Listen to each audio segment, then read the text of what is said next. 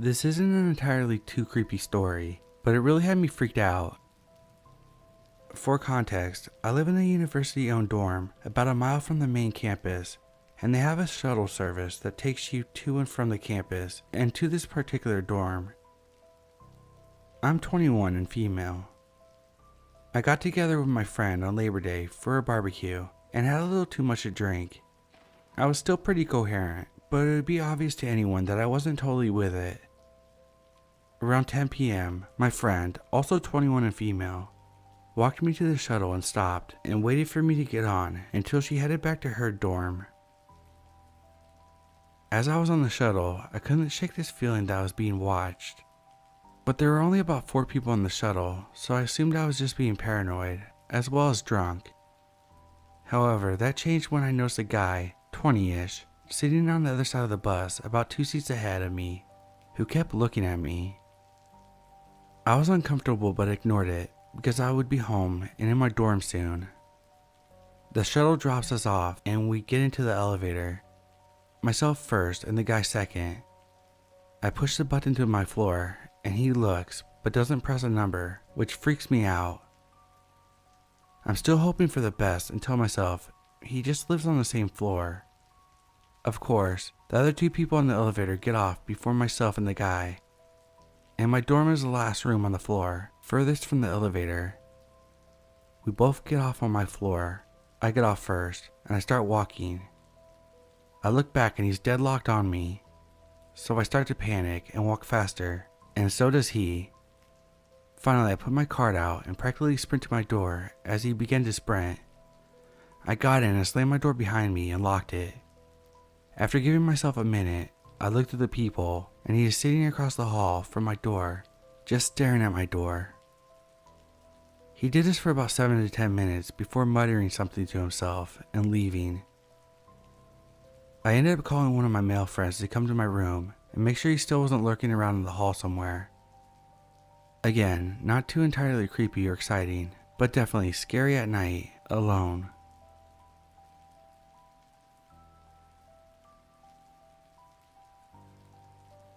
Hey, so I don't know if this is going to be all that creepy to you guys, but to me, it was pretty unsettling. I'm a 25-year-old female. I was out last Wednesday night with my friends till 2 a.m. Now to add context, I live in a city, and all my friends just live outside of it, so I decided to head home by myself, as the rest of them had a lot further to go, and I didn't want to impede them any more than necessary. So we say our goodbyes and I head off home, which give or take is about 10 minutes away via walk. Now there's 2 roads I can go down. One is the main road and can still be quite busy at this time of night because it's got a couple kebab shops and a taxi rank.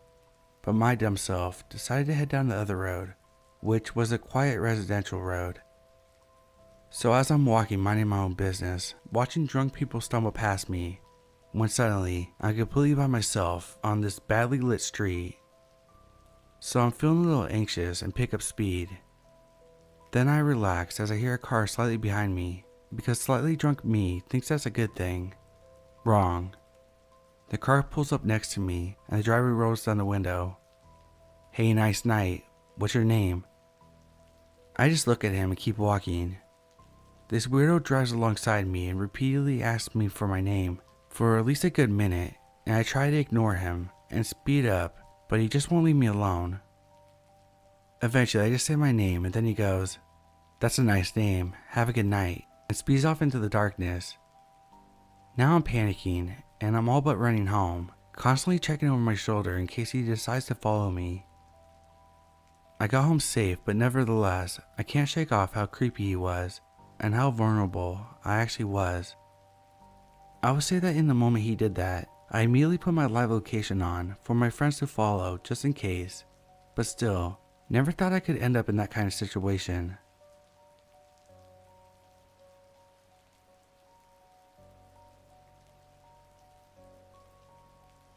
This was about 2 years ago, and I was the only one here for the later half. My girlfriend and her mother were all at the mall, shopping for her father's birthday, which was coming up soon. I was with her brothers at their house. while walking about the mall, two creeps started talking to them. When they told them to go away, they didn't stop. They followed them and tried catcalling them. And when my girlfriend and her mother got to the car, they did the same thing and got in their own, tailing them relentlessly. It was during the ride home that she called me, and I told her brothers about the situation. Now understandably, all three of us were very pissed and left the house. As my girlfriend and her mother pull up into the driveway, the two creeps parked down the road, take out their phones and presumably took down the address, and then drove off before we could do anything. I went home, but was back at their house the same time the next day, and there they were, outside their house calling out to them. That was, until the dad, understandably pissed off, went out with his firearm, and told them to book it in a very extreme way. Those two have been seen again and again, but the last time I saw them trying to approach her, I think I made it very clear that they were going to be reported to the police if they tried again. Last time I saw them was about 2 weeks ago, although I was alone then.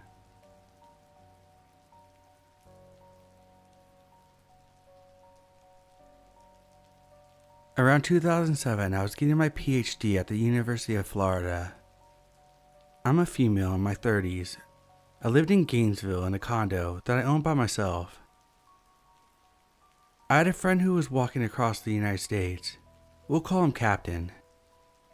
Captain decided to spend the winter at my house, so he got a mutual friend to drive him from Alabama, where he had last stopped walking, to my house in Gainesville.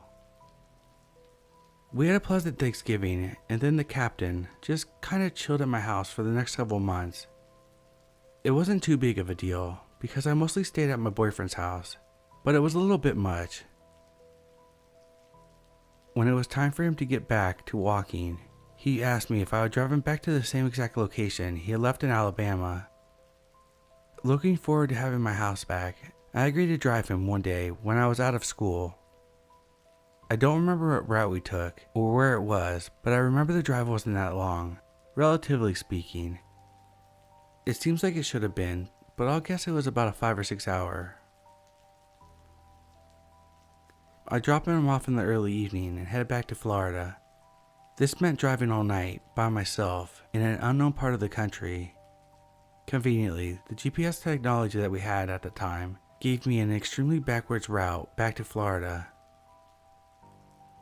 To get where I had dropped off Captain, we stayed on the freeway for most of the time, and then it was about 10 miles off the freeway. Well, Google Maps or whatever app I was using decided that the faster way was to take me through all these back roads through the Alabama backcountry. Serious Deliverance vibes. So I'm already a little freaked out and occasionally checking in with my boyfriend to let him know where I am. I've driven at night alone tons, but my history with respect to strangers has made me hypervigilant. At some point, I became aware of this car behind me. I didn't assume that anything was weird until the car stayed with me for several miles. Again, I shoved it off as maybe Google Maps giving them the same weird route, but because I was paying attention to the car behind me, I didn't notice when I pulled through some small town that I was taking a left at the wrong intersection. There were two intersections very close together, and I was accidentally in the left lane to turn left at the intersection right before the one I was supposed to turn at. No biggie, I figured. It's like 2 in the morning, so when the light changed, I just drove straight through the intersection and took the left at the next intersection. The car behind me did the same thing. I realized at that point that I was definitely being followed. I immediately called my boyfriend and asked him to look up the non-emergency police number for the area I was in. I tried to give him my nearest location, but like any dude who has never been a victim of any kind of assault, he thought I was overreacting. He was in the middle of something, and therefore he didn't look up the number for me. In retrospect, I should have absolutely called 911, but I didn't want to make a big deal out of something that could have been nothing. But nothing was quickly becoming something indeed, because I had been on the back roads in Alabama without a gas station for a long time, and my car was in need of gas. That meant I would have to exit the vehicle at a gas station that was probably not well manned at this time of night, by myself. I was low-key freaking out. It didn't help that I couldn't see the driver in the car behind me, It was dark, and the car had dark tinted windows. Also, Alabama backwood roads are pretty damn dark. I kept looking in the rearview mirror, but I couldn't get a glimpse of the driver. I honestly couldn't figure out why this person targeted me, and at first I laughed it off to some kind of southern football vendetta. I had a UF license plate frame, go Gators, and was trying to convince myself that this person was just trying to scare me because I liked one of our rival schools. Given that I'm a tall woman, it would have been difficult to identify that I was a woman in the car. But either way, this person was clearly following me, and given that I had to stop my car, I was feeling increasingly at risk. Finally, my woods route took me to a relatively larger metropolitan area. I was finally on a street with streetlights and businesses were still lit up. I started to feel safer, but still had to stop for gas. I had already made a plan as far as that was concerned, but I wanted this guy behind me to know that I was onto him. So at the first intersection that was well lit, I turned fully around in my car and stared at him while pretending to talk on the phone. I did this for the entire time the light was red. I wanted it to look like I was describing the car and its features to whoever was on the phone. Not long after this, I found a gas station that was well lit up. I was driving on fumes and praying that I wouldn't run out of gas in the backwoods of Alabama. I pulled into the gas station so that my driver's side door was adjacent to the door of the gas station. I jumped out and ran inside. I let the attendant know that I was being followed. He walked out from behind the counter and walked to the window and said no one was out there. I was sure that the car had been behind me when I pulled into the gas station, but seeing that I ran inside, they must have driven off. I still have no idea what this guy's intention was, but he followed me for easily an hour and a half, like 100 miles. It felt predatory as hell. Thankfully, I was able to gas up my car under the watchful eye of the gas station attendant, and the attendant told me the quickest way to the freeway. My trip was uneventful after that, but I was still shaking and thoroughly pissed off at my boyfriend for not taking me seriously. Stay safe out there.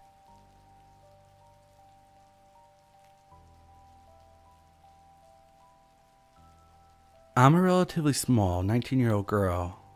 Just a few hours ago, I was on my way home, leaving the train station near where I live. It was already dark outside and not too many people were around. Normally that wouldn't creep me out, because this area is quite peaceful, but today someone followed me for a good 5 minutes. So right after I left the train station, I noticed this young man walking in my direction. I thought he was headed towards the trains and didn't pay it any mind. I lit up my cigarette and went on my way, somewhat weary because I thought I heard footsteps behind me. But because I was wearing solid boots, my steps were too loud to make out anything really.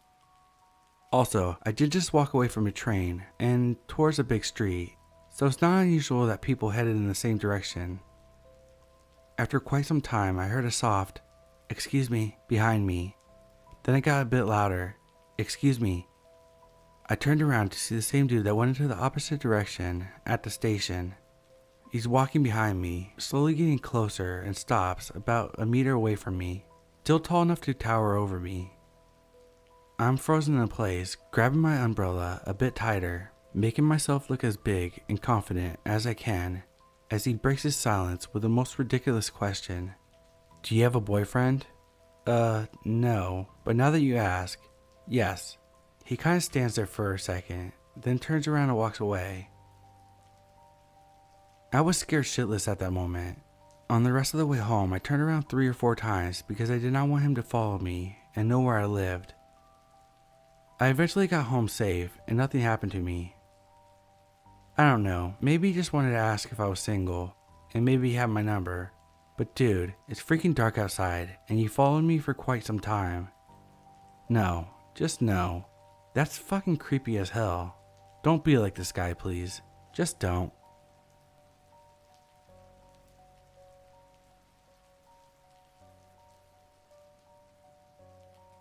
Yesterday, I popped into a Tesco in my town as I was making spag bol and realized I had no onions. Usually I wear a mask, but my nephew had left his teeny chocolate handprints on my white mask, so it was in the washing machine. When I was literally grabbing onions and paying with a card, masks are no longer required here. I'm just paranoid as I live with someone high risk. As I walk in, a guy who's probably a little shorter than me also walks in at the same time. He smiles and says hi to me. I'm a smiley person and will be friendly to anyone, so I say hi back and smile and walk on. He goes down the crisps and chocolate aisle, and I head to the meals and veggies. Out of the corner of my eye, I can see his head follow me as I walk past. I know I'm a pretty girl, but I'm also relatively large, and while I do get attention from men, not usually so full on watching me kind of thing. I thought nothing of it at this time. It was a little flattering. So I got my onions and walked to the till. The man stood directly in front of me. No issues until he turned around and smiled at me. I smiled back and looked away. I kid you not, guys. He starts doing lunges, like actual lunges in front of me. Then stretching his leg behind his back and twisting his torso to look back at me. I am pretty uncomfortable at this point, so I'm avidly reading the wine rack.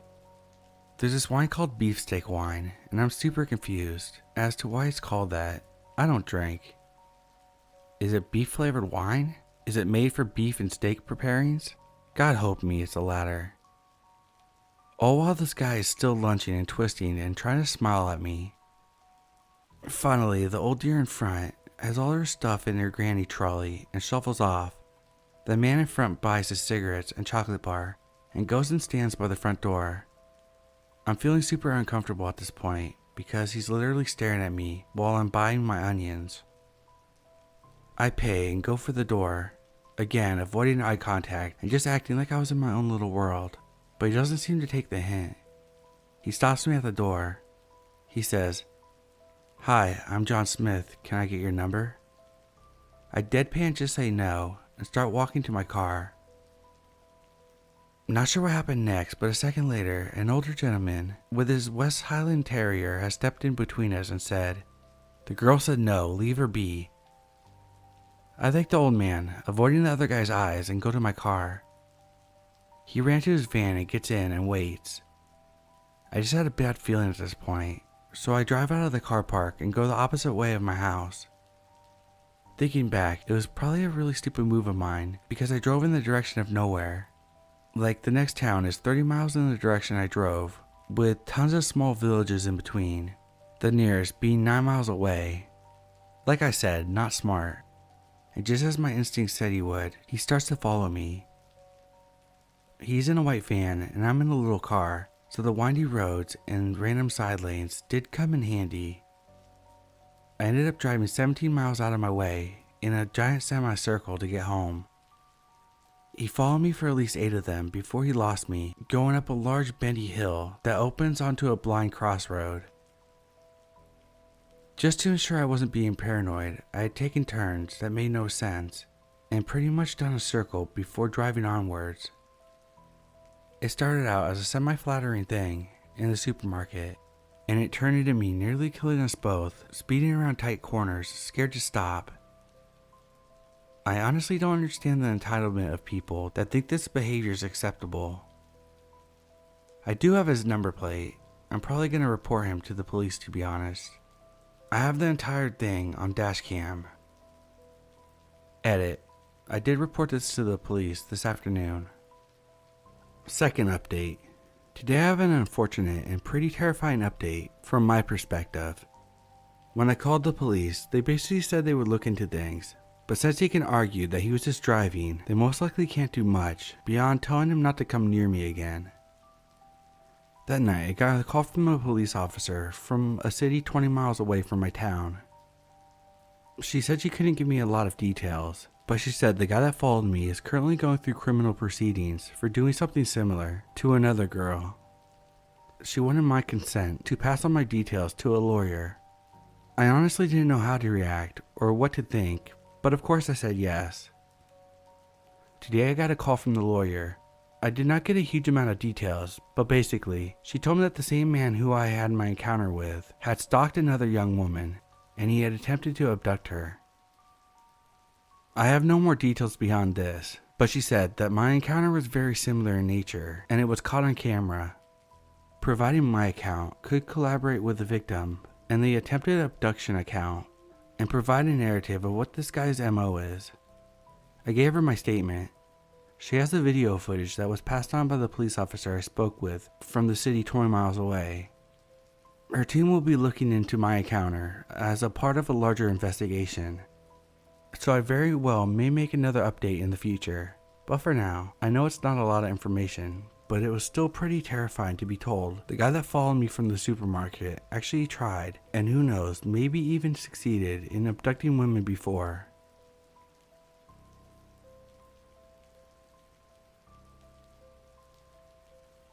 This happened during my first year at community college, and I always drove this crappy 1996 Toyota Corolla to my classes. This car was barely holding itself together, and I had to replace a part that broke at least once a month. At 60 miles per hour, the whole car would start to vibrate. But I lived 10 minutes away from my campus and my job, so it got me where I needed to go. One day, I got back from one of my classes, and I noticed someone had broken into my car and misplaced all my possessions. My registration card, homework, tire gauge, and various objects had been thrown under my seat or stuffed in weird places. The rearview mirror had been turned completely vertical. Nothing had been stolen, which I thought was really weird, but also glad because I thought whoever did this was just doing it for a laugh or trying to mess with me. I started parking on the complete opposite side of the campus, but it happened again with the same situation. Everything in my car was just thrown around and nothing was stolen. The first time this happened, I was returning to my car from class and saw streamers and confetti all across my windshield. There were pieces of construction paper placed on my windshield wipers that said, in all caps, "We're always watching you," with a winky face. Now this started to really freak me out. At first, I thought it might be one of my friends playing a prank on me, so I asked all of them over the next few days if they had been breaking into my car and messing around with my stuff.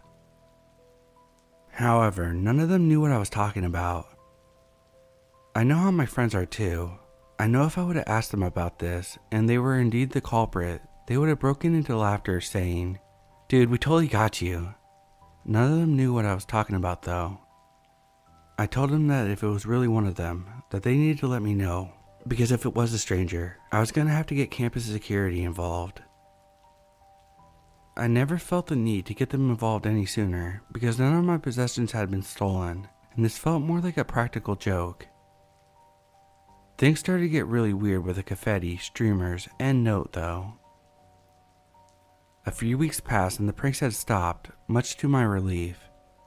I thought that this probably had to be a stranger pulling pranks on me, until one night I was leaving campus after getting out of my night class.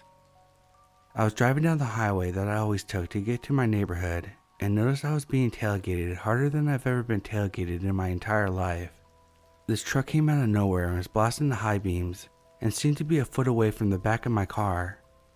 I was immediately freaked out and thought, to hell with the law, and booked it to my house, going 90 miles per hour down the highway. The road was pretty clear and there were no cops, and they luckily lost their tail. The following week, the same situation occurred, leaving my night class and this truck encountering me on the highway and blasting their high beams. I was so sick of the pranks, the stalking, and all of this nonsense. I had finally had it with whoever was doing all this stupid crap, so I legit slowed down to 10 miles per hour just to annoy them. I didn't care that all the other cars on the road were honking and giving me the finger for going so damn slow on the highway that had a speed limit of 65. I really wanted to give whoever the hell this was a taste of their own medicine. No joke, they followed me going 10 miles per hour for what felt like 10 minutes. I couldn't figure out what this person was getting out of this situation, but after 10 minutes I swerved into the next lane and sped off in the distance, having finally gotten sick of my own little prank. After this, my car was never messed with again, and I believe I may have encountered them only one more time on that same highway. I began to drop below 30 miles per hour and they immediately swerved into the other lane, just like they had the last time. Then finally, all of a sudden, all the stalking and pranks had finally stopped, I eventually moved out of my old town so I could attend the university I was transferring to. I even traded in my old Corolla for a Honda Civic in much better condition and with a different license plate. To this day, I don't know who these people were or what they wanted from me. It could have all been harmless, but the fact that I was being followed on my way home from campus made me feel like these people wanted something more from me. If I had let them follow me to my home, I have no idea what would have happened. I know I should have gone to campus security or the police about the situation, but after the stalking stopped and I moved away, I forgot about it for a while. Maybe it all was really just a harmless prank, but there's no way I could be completely certain, making this an extremely creepy experience for me.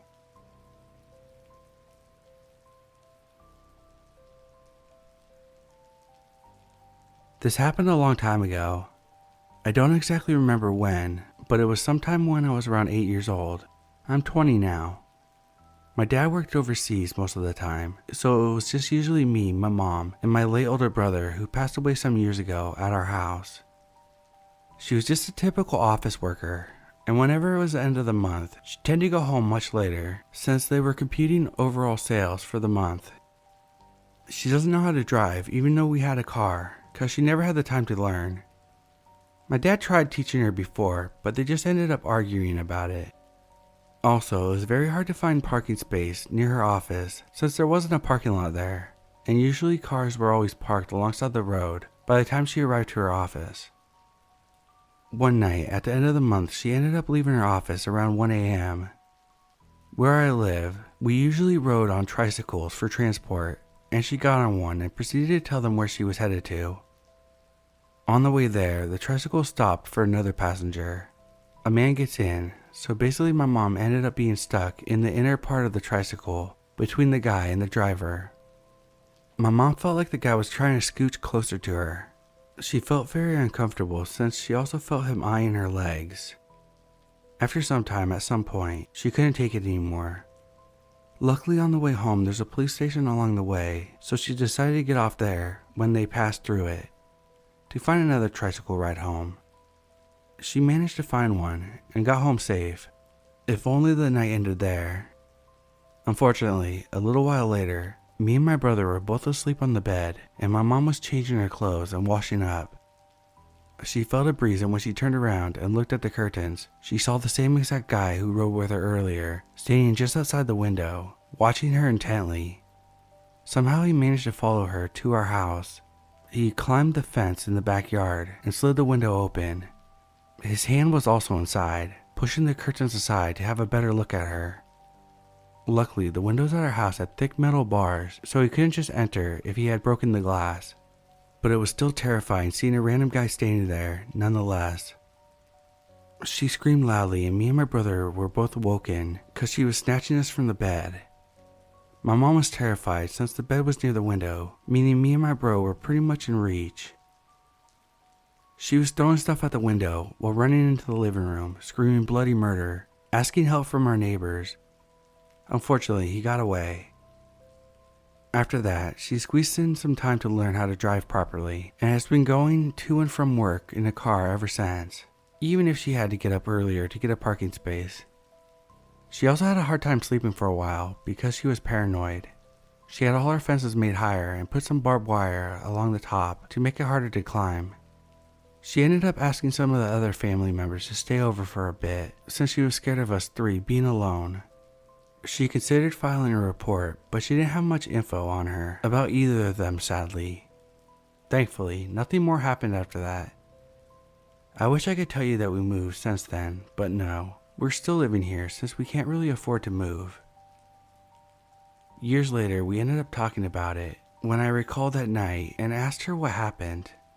She mentioned how she found the driver suspicious too, since he literally refused to let her down at the police station and insisted on bringing her all the way home, but my mom refused to back down and she got out. I may not have been aware of what happened that night, but my mom's desperate screams linger in my mind.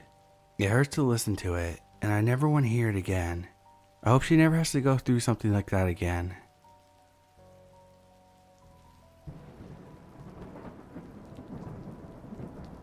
This happened a few years ago. This was a time in late August when there was a high chance of seeing falling stars. Me and some of my friends, we were 18, decided to go one night and watch. In the end, it was only 4 of us. Nicole borrowed her father's car. It was one of those that had a big open back space, the type that could be used to deliver furniture and such. So we could just sit in the open back space and watch the sky from there. Pat ordered some pizzas and brought some wine and cola with her. She's the type that likes to chill like that. And the 4th person is Flower, who I consider the hero of this story. So we decided to go out to the field next to the city because we can see the stars better if there's no street lights. Apart from the dirt road, there were a lot of bushes around, so we were happy that we didn't have to sit on the ground in the dark.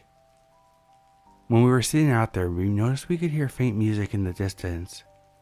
At that time, there were a lot of small city festivals where people played live music, so we didn't really think too much of it. It was around 11 p.m.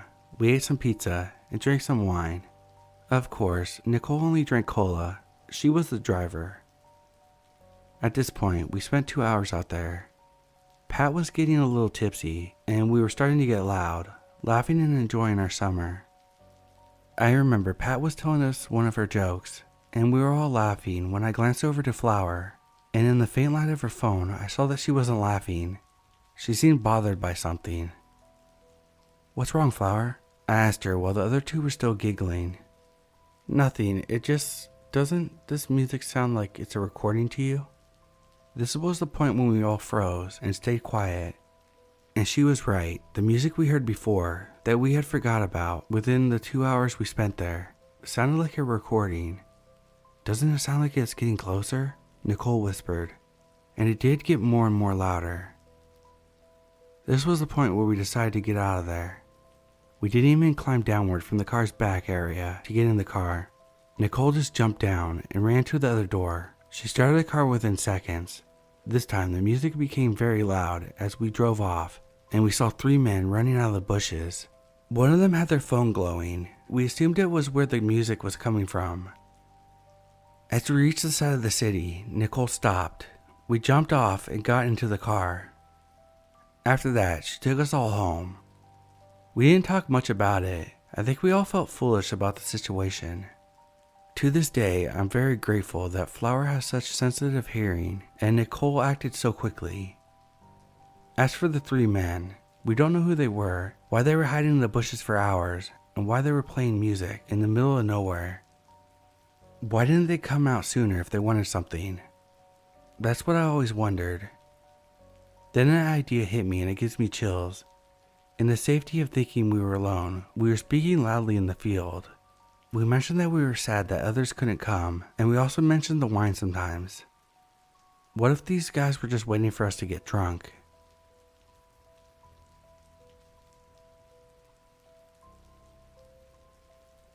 This happened many years ago around Christmas time. I ran to Kmart. Told you it was a long time ago because I'm pretty sure that Kmart isn't even around anymore.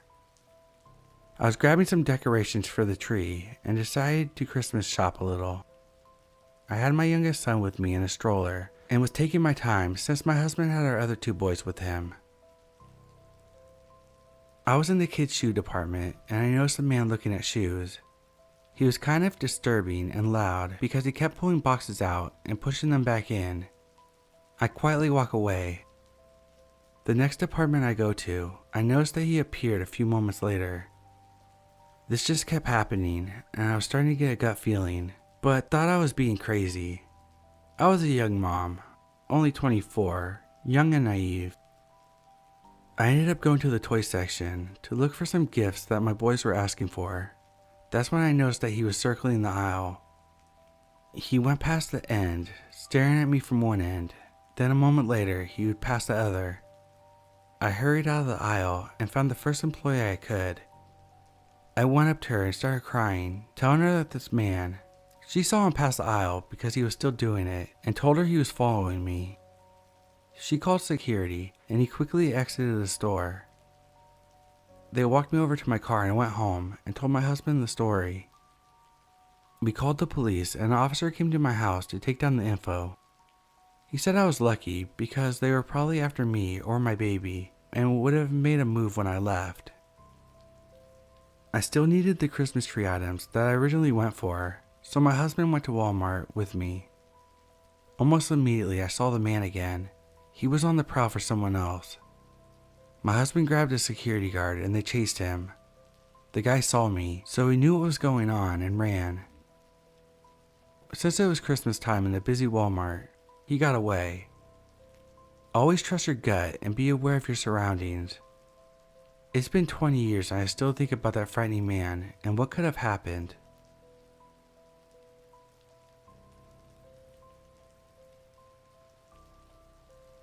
Hi, this is my first post, so I'll do my best to make this sound interesting. This happened to me in the summer of 2015. I was dating a guy who lived in the city, and I was living at home at the time, in the suburbs. Neither of us had a car, and since I lived at home with my bedroom right next to my grandma's, I always went to him. I'd take the subway to his place every week and stay there for a couple days, if I had off from work. To get to his apartment, it required taking 2 trains. One day I was headed to see him. It was super hot out and I was wearing a skirt with straps, a crop top, and knee-high socks. Hey, I wanted to look cute. I guess I feel this is important as I probably stood out in this outfit, and unfortunately I probably should have been more careful about what I was wearing, which sucks. Anyway, I'm on the first train, and after a few stops I noticed a man get on. I kind of couldn't not notice him, as he chose to stand right in front of where I was sitting and stare at me, rather than taking an empty seat. It made me feel weird. The man in general gave me very creepy vibes. He was probably in his 40s, looked unkempt, but otherwise just a basic looking white dude, whose face I couldn't even picture now. So I get off at the last stop and head through the station to get where I need to go to catch the second train. I noticed this guy's following me, which at first I figured was not a big deal. He could have just been going to the same place. So to get to the platform I needed to be, you have to go up some stairs, and I realized he's right behind me. I decided to turn around and go up a different platform, which happened to be packed with people, thinking that if he follows me this is bad, but I could lose him in the crowd. He follows me and I try to duck out of view before going back to the actual platform I needed to be on. I get there and for a few minutes I feel better, until I see him again. He must have known I would be there, as I was about to go up there and then turn around. Plus it was the only other platform, and most likely he saw me the whole time. There weren't too many people waiting compared to the other side, but a few trains came that were full, so I didn't bother to try to get on, and neither did he. The whole time I was texting my boyfriend, who was not taking me seriously at all. I asked him to at least meet me at the station when I got to the stop by his apartment, a 5-minute walk. He was being reluctant, but agreed finally. At this point, I'm still waiting for the train. One comes that's very full, but I'm getting restless, and when I get to a safe place, I squeeze on, and so does the man right next to me, his arm all over me. I decide that even with all these people around, I'm not safe, so right before the doors close, I hop out of the train. The train leaves with this guy staring at me as it pulled away. I waited a few more trains to come and go, worried that the guy would be waiting for me at the next stop or something. I got on a train finally, paying attention to everyone who got on at each stop. He never did, and I made it to my stop and was greeted by my boyfriend, who seemed put out by having to walk over. He is now an ex-boyfriend, and generally kind of shitty. I'm really proud of myself for getting off that train at the last second. I don't know how much danger I was in, but I know this man was following me, and it definitely wasn't for any wholesome reasons. Despite being in public, I feel like if he tried anything, no one would have done shit, and I'm a very small and not strong person.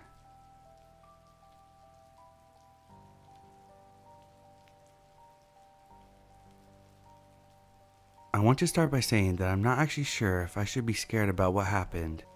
But anyway, I am. And all of this happened a few hours ago, and I can't shake the feeling that I was in danger off of me. I usually walk my dog around midnight or half past midnight. I like the fact that I'm alone and I'm allowed to take off my mask. Sometimes my mom comes with me, sometimes my mom goes alone, or sometimes I go alone. However, it's me most of the time alone. If a car drives by me, I just make sure that they don't stop, and that's that. Not gonna lie, I've had bad scares, but it's mostly because it's dark and I'm a woman. But I tell myself to calm down. Not everyone is bad, or why would they do it to me? Well, tonight I walked my dog alone, and when I was walking the way back to the house, my dog stops, and I thought she wanted to do something.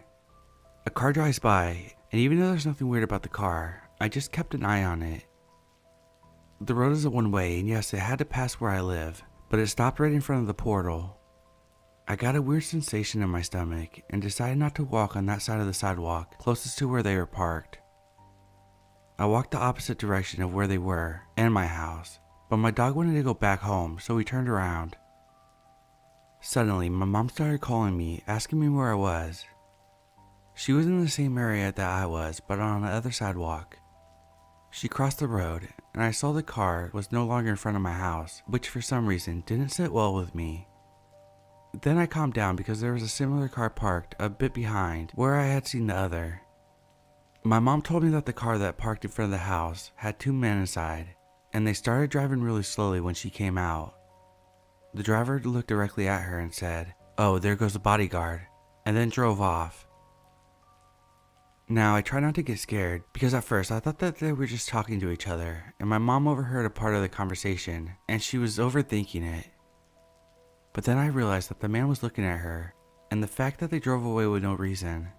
Maybe I'm just being dramatic or crazy over nothing, but he looked at my mom while saying that. I can't stop thinking if they knew who my mom was and why she was on the street at that time. I can think of two situations. Someone who lives closer knows us and has seen my late walking routine, or someone who has been driving around enough times to know who you are and your late night walking routine. Either situation, I don't like them one bit. I just want to walk my dog alone with no problems. The other weird thing that happened is a few minutes after they left, a neighbor walked out and said hi to my mom and me. And we said hi back and he said, "Bye, Ashley," louder than his first hi. Now I know I'm overthinking this, but I see no reason to say hi to both of us and then give a bye only to me. But this is a guy who's been asking me out since 2015 and has always gotten a no in response, and he never stopped. This past year he started asking for hugs and even kisses. Lucky me, I have a global situation on my part that I used as an excuse along with saying no. At first, I did not mind him asking me out, but I've become uncomfortable with the fact that he doesn't take no for an answer and keeps asking and asking, thinking that being persistent is gonna get him somewhere. What made me get weary of him is the last time I told him no, I could see the anger in his face. I was inside a lift and he took a few seconds to move so the doors wouldn't close and was just looking at me. Suddenly he smiled and took a step back, and I was left asking myself, what? I've known this guy for 20 years and he's never looked at me like that. Also, I wanted to add that I live in the worst part of the city, but 20 years of living here, I'm used to the neighbors selling drugs, people coming to buy them, shouting at 5 a.m., but I never felt scared till recently with this neighbor, and tonight with whatever was with those two men in the car. I still don't understand why they were looking at my mom while saying that. I'm trying to tell myself that I'm exaggerating here, but can't shake this odd feeling. A part of me wants to keep on walking at midnight just to see if it happens again, but then I don't want to challenge my luck here.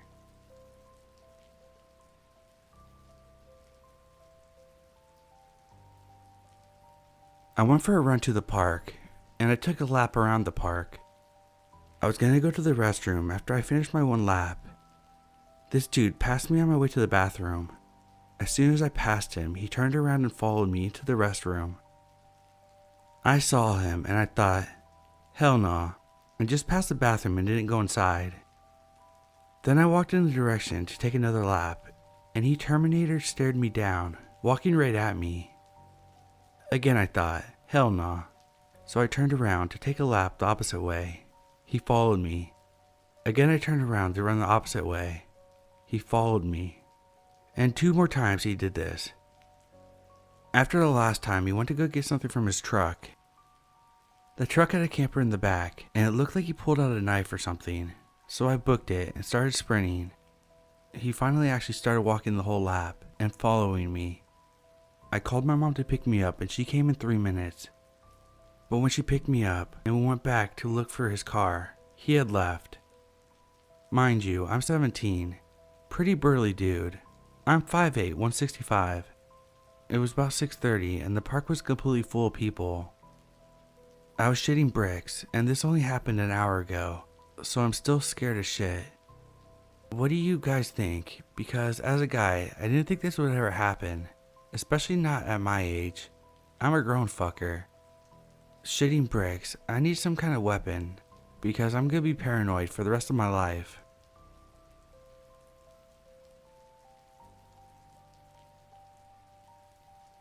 For a little context, I live in a town where nothing ever happens. My 19-year-old sister and I, a 17-year-old female, were spending the night at a nearby city in her boyfriend's apartment. I had a bottle of wine with me that I got in for a birthday gift, and she had a couple of ciders. Note, the legal drinking age in my country is 18, but pretty much everyone drinks before that. She had been drinking for years and could handle herself. We had a day of shopping, food, movies, etc., and in the evening we had some drinks. Eventually we went out when it was already dark because she wanted food. We were walking for about 2 to 3 miles next to a 2-lane road that has cars going by every now and then. We were just having fun talking and enjoying the night air, as the city was on a smaller side and we didn't feel like we would have to be afraid of being out after dark. This country is generally pretty safe for women. Well, at some point, my sister and I grew quiet as we noticed an old car come from behind us and slowed down when they got to our side. Luckily, they were on the 3rd lane from us, so it's not like they could just grab us or anything. It was very creepy nonetheless, because there was nothing ahead of him for him to slow down like that.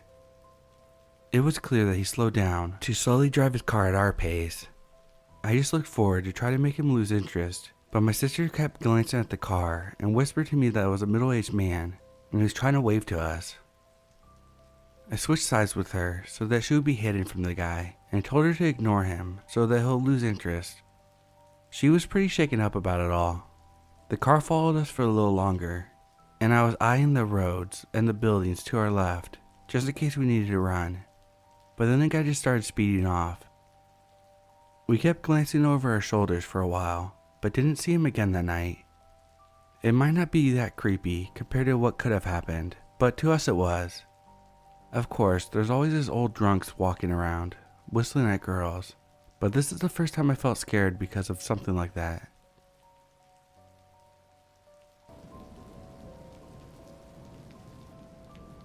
Let me start by saying I'm a 14-year-old male student from England. This happened to me a while back in September of 2020. I had been directly acquainted with a girl called Olivia since the end of primary school. She was not a good-looking girl by any means. At the time this happened, she was really overweight, which will come into play later. Around 5'5", and she had a really horrible sense of humor. Basically the opposite of me. One day, on the first week back after UK's first lockdown, she started following me on Instagram. Of course, I didn't find it abnormal at the time, but that was the start of a really strange, creepy ordeal. She would send me DMs most days, asking how I was, what I was doing, that sort of thing.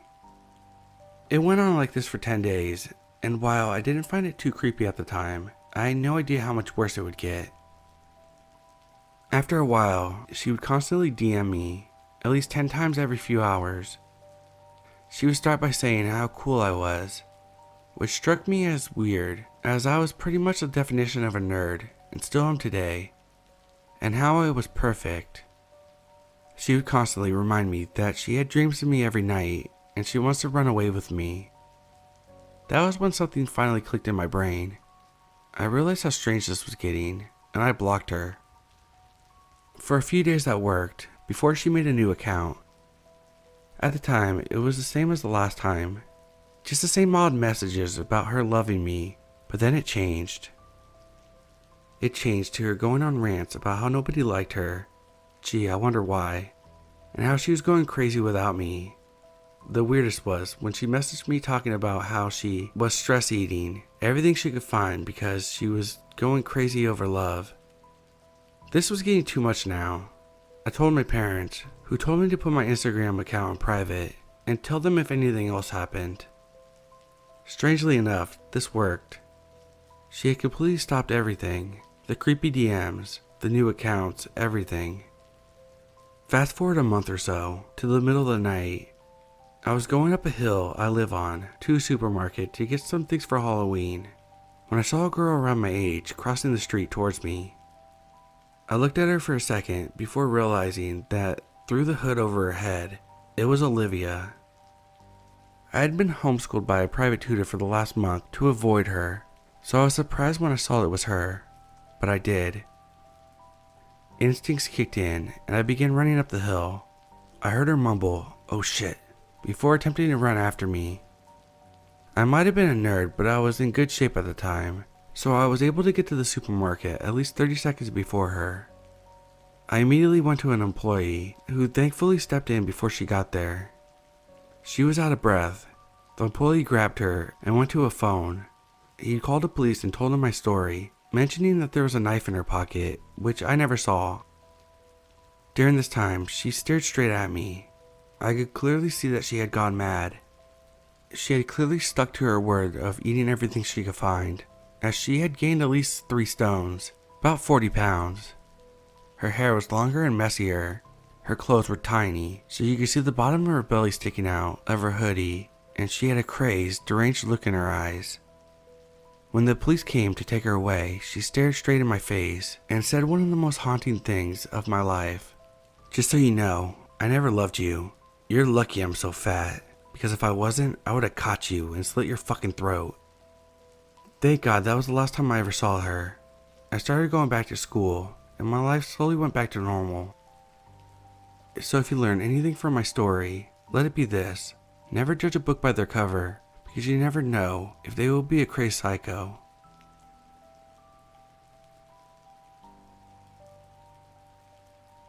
So this story happened to me about 2 years ago. For a little background, I have autism, and when I turned 18, my mom said that she couldn't take care of me anymore, and sent me to a sort of a group home for people with autism.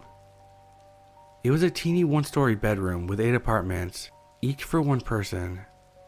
My first day there, it was pretty clear that I was one of the high-functioning people there, and it seemed like I was the youngest too.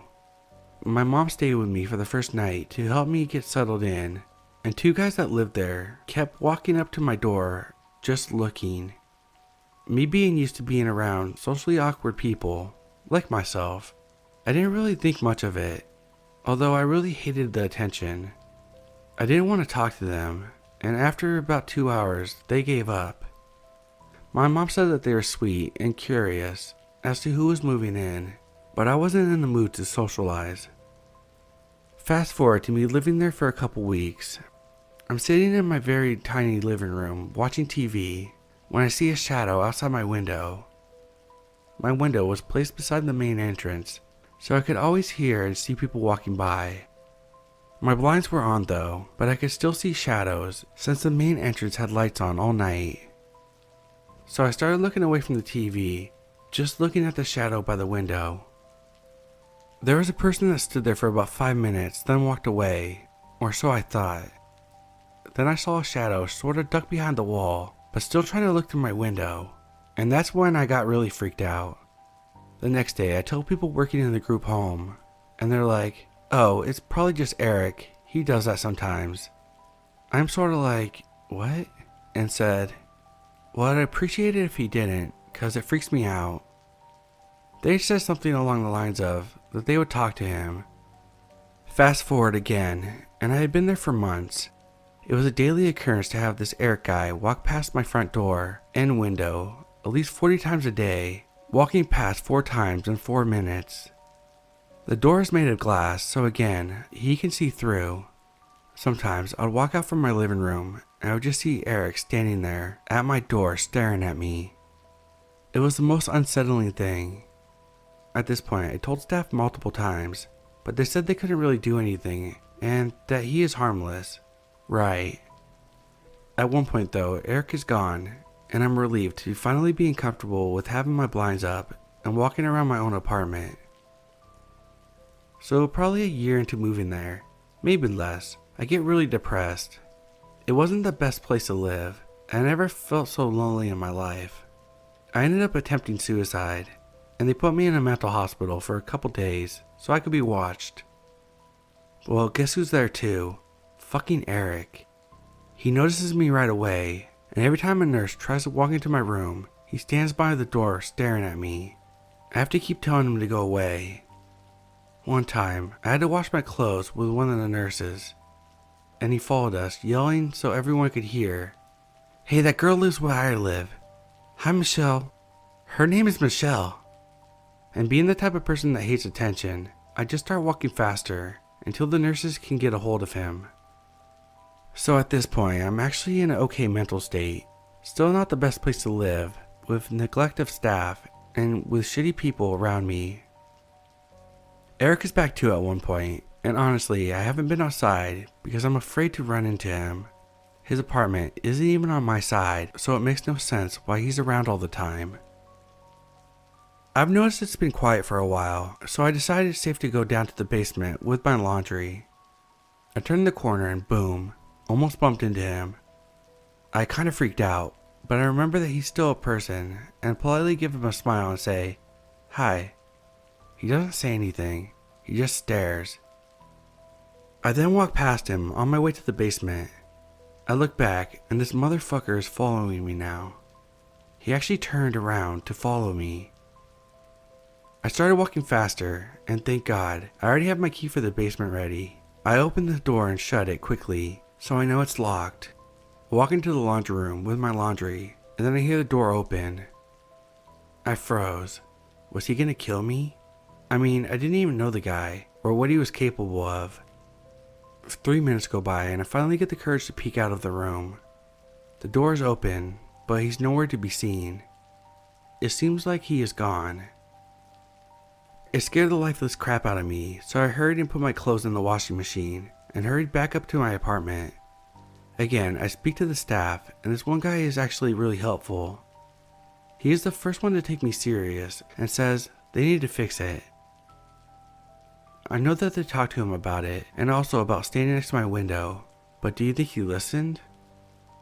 To describe Eric, I would say I couldn't tell if he was skinny or chubby, because he was always wearing a big green jacket.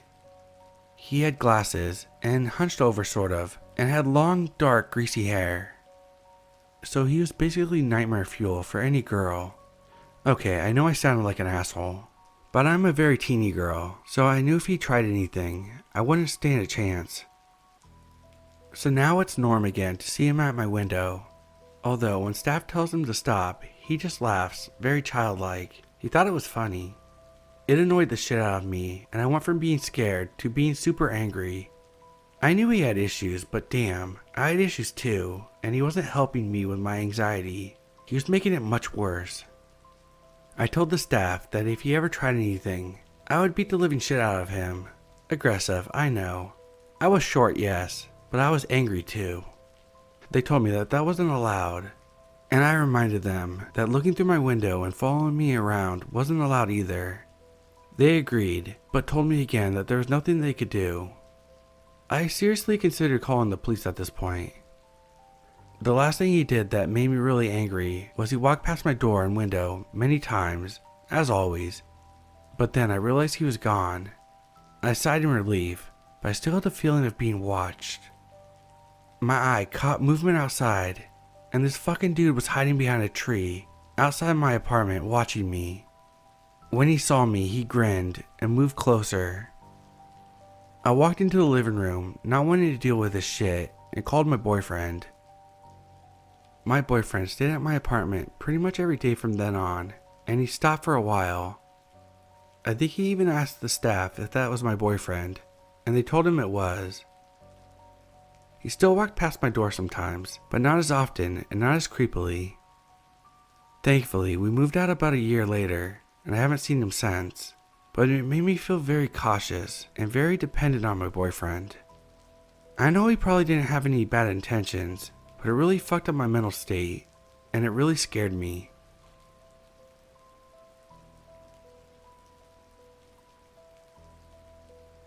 I worked at a hardware store when I was in high school. We had a number of fairly regular customers, but there was this one man in his mid-30s that became a regular after I checked his items one night. I noticed I kept seeing him on my shift, and he would continually try to strike up awkward conversations with me, hold up the line until I had told him I had to take care of other customers. Our registers are right in front of the large glass window, so anyone walking outside could see who was working. He eventually started to wait outside of the window and tap on the glass to get my attention after leaving. I rode my bike to work, and getting off late at night started to terrify me. One night, when I was working alone, he asked if he could have my number, and if I was 18. When I told him that I wasn't, he asked for my birthday, to which I replied some random date in the distant future. I told my boss about this interaction, and from then on, she made sure I never worked alone, and she would follow his ass anytime he entered the store, to the point where he stopped coming in. The day of my fake birthday, or close to it, I can't remember the exact date I gave him, he came knocking on the glass again. It was busy and my boss wasn't around, so I tried to ignore him. I eventually noticed the knocking had stopped, and I could only assume that he had made his way into the store. Very soon after, I am greeted by his face in front of my register. He hands me a plastic grocery bag and says, "Happy 18th birthday." I am so embarrassed, so I take the bag and tell him to please leave. When my friend and I opened the bag after work, it contained 2 packages of fireworks and nothing else.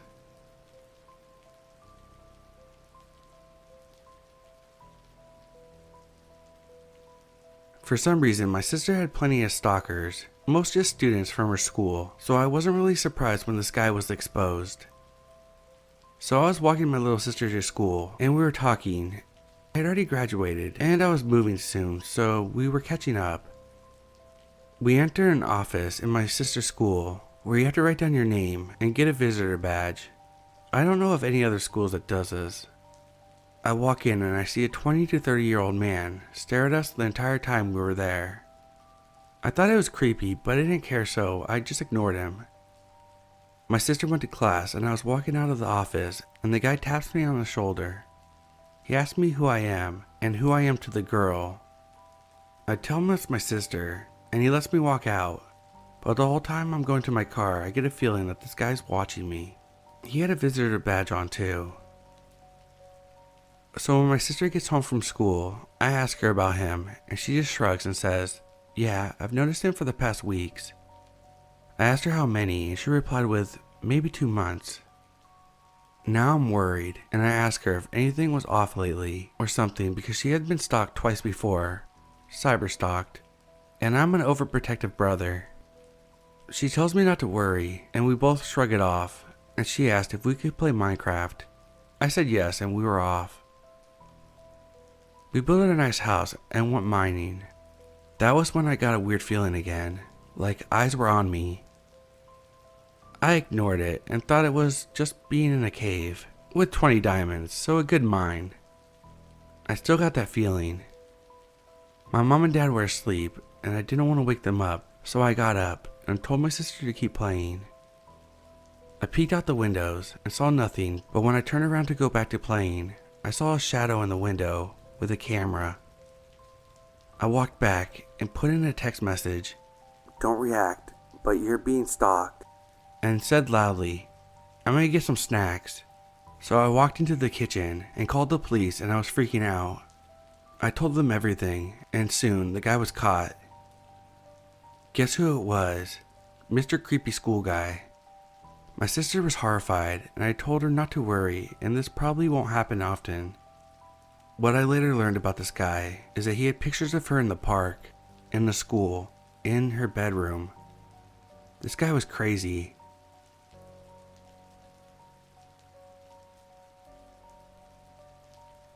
So I've been living in a foreign country for a year already. Last month, I've been taking the ferry to move because the metro is usually crowded, stressful, and in COVID times, it's a nope for me. So ferry is the best option. At least this was my thought until last week. On Monday, a random guy, probably 30 to 35, sat next to me on the ferry and tried to talk to me. I'm not good with the language yet, so I let him understand that I didn't know what he was saying. He kept talking and showed me his phone. He had just taken a picture of me. I asked him to delete it, but he didn't understand, so I just ignored him to make him stop. It was irrelevant at the moment. On Tuesday, I noticed this guy on the ferry again, but this time he greeted me and called me by my name, which of course surprised me since I didn't know him. He sat next to me and kept talking non-stop, but this time he tried to hug me. For my luck, a woman noticed and sat between him and I, pretending to be my friend. On Wednesday, I used the metro instead of the ferry, so it was normal. On Thursday, I took the ferry, and this guy was there again. This time, he sat far away. When the ferry reached the other side, I noticed the guy followed me, so I changed my route and went to a bus stop, which is next to the ferry port. As it was late at night, there wasn't much people around. I was scared, so I sat in the bus stop, and there was a couple waiting in there, so I felt safe. But the stalker came and sat next to me, and suddenly held my arm while saying, "Come, come, come," and trying to take me with him. At this moment, I just held my arm tight and asked for help. The couple next to me called the police, and I did report it. I mentioned that on Monday he was taking pictures of me, that he might have been doing this with other girls. The police asked him for his phone, and to my surprise, he handed it to them with no problems, like he was sure nothing was going to happen. When the police checked his phone, they found pictures of me, but not just from Monday. This guy had been taking pictures of me for months, not just on the ferry, but also in the parking site. Besides my pictures, they found pics of a different girl, which I believe he had been following for months as well. The worst thing about this whole situation is that I filed a police report, but they couldn't really do anything since this guy hasn't hurt me. So right now I'm looking for a new place to move. Anyway, be careful. These creeps can be anywhere.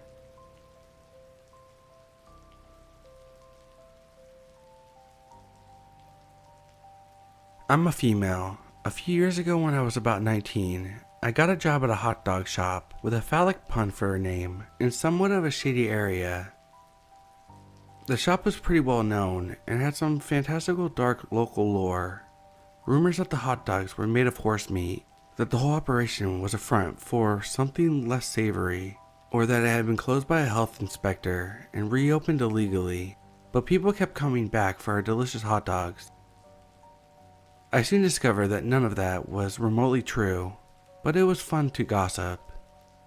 We'd often give our customers ambiguous answers to fuel their wide-eyed and morbid curiosities. I got used to the quirky customers that would come in pretty quickly. Some older gentlemen rumored to be involved with organized crime, or an occasional nightclub owner, tourists, and many homeless and mentally ill people who we would often provide food to. The community was diverse and sometimes dangerous, but people looked after each other. One shift in the early hours of the morning, I was working the register when a man comes in. He has long dark hair and thick stubble, covering most of his lower half of his face. The shop is busy and he orders, steps to the side, and keeps chatting with me while other people order. I was used to this. In this area, there's a lot of nightlife, and you get pretty comfortable with drunk ramblings, people hitting on you through slurred speech. I felt okay as long as it was on the other side of the counter. After telling me his thoughts about the other men in the shop being posers, but before he started telling me about how beautiful I was, the man tells me that he's a chef at a nearby restaurant. Like I said, people look after each other around here, so I was reassured, but I gave him a fake name just to be safe. I started seeing him often. It wasn't uncommon to have regulars, some even on a first name basis, but when my coworkers told me that he had come looking for me, asking where I was when I wasn't there, I started to feel uneasy. Every time I saw him, he seemed more and more intoxicated than the last. He would walk in and say, "Hey beautiful," or "Hey pretty girl," so casually, as though he thought it was really my name. It made me feel sick to my stomach every time. One night, around 2 a.m., I had just finished my shift. I step out onto the sidewalk and see him there, on the other side of the road, waving at me. I try not to think about how long he might have been there, watching me through the shop's large, neon sign cluttered windows. My manager walked me to my car that night. Not long after that, it was a Saturday night, and the shop was pumping. Anyone that has ever worked in hospitality knows exactly what I'm talking about. There was a 40-minute wait for French fries. The teeny shop was crowded with people who had rolled out of the nearest bar and nightclubs, drug-addled and starving. The 3 a.m. rush. A big bulky man in his mid to late 20s started getting in my face. He had ordered French fries and had been waiting for 30 minutes. I kept apologizing, but this just made him more mad. I was desperately trying to plan my escape from my position against the back wall, behind the counter, to the front door, where I could get a club bouncer's attention and have them come over to sort out this guy. There was no hope. The store was too crowded. That's when I hear a sloppy but familiar voice. Leave her alone." My stalker emerges from the crowd, a mere 5'5". He fronts up against the massive man, and they start fighting. Luckily, the commotion did catch the bouncer's eye, who ran in and swiftly de-escalated the situation. Shortly after that, I got a more stable job offer somewhere else and moved on. But to my hot dog shop stalker, thanks, but no thanks.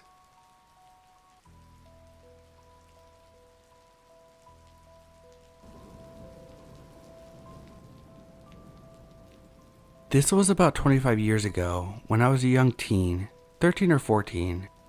I'm a female and I'm 38 now. I was dating someone in the rough part of my town, in the UK, and had walked down to his house to hang out. I had left his house to go home around 4 or 5 p.m. and was walking through a small wooded area when something told me to look behind me. I looked behind me to see a guy following me carrying a baseball bat. I started walking faster and faster, but he kept pace with me and just remained carrying his bat over his shoulder like he was gonna swing it. I confronted him once we were out of the wooded area and asked him what he wanted, but he just stared at me blankly, so I told him to straight up stop following me.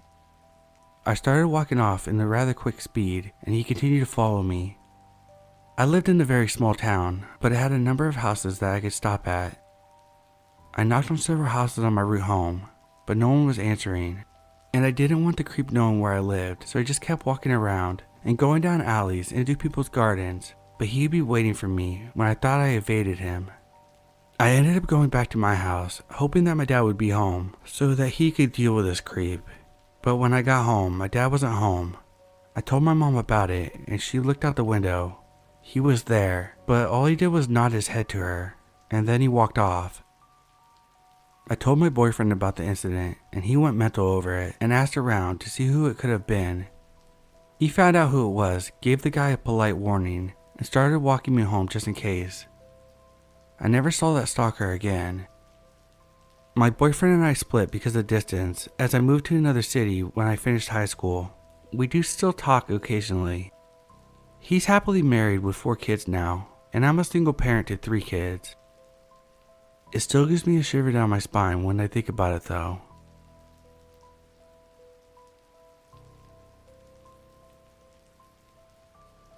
So this is a repost of a story from March 2019, but I just went to court to testify against him today, so I figured I might as well let you have the whole story.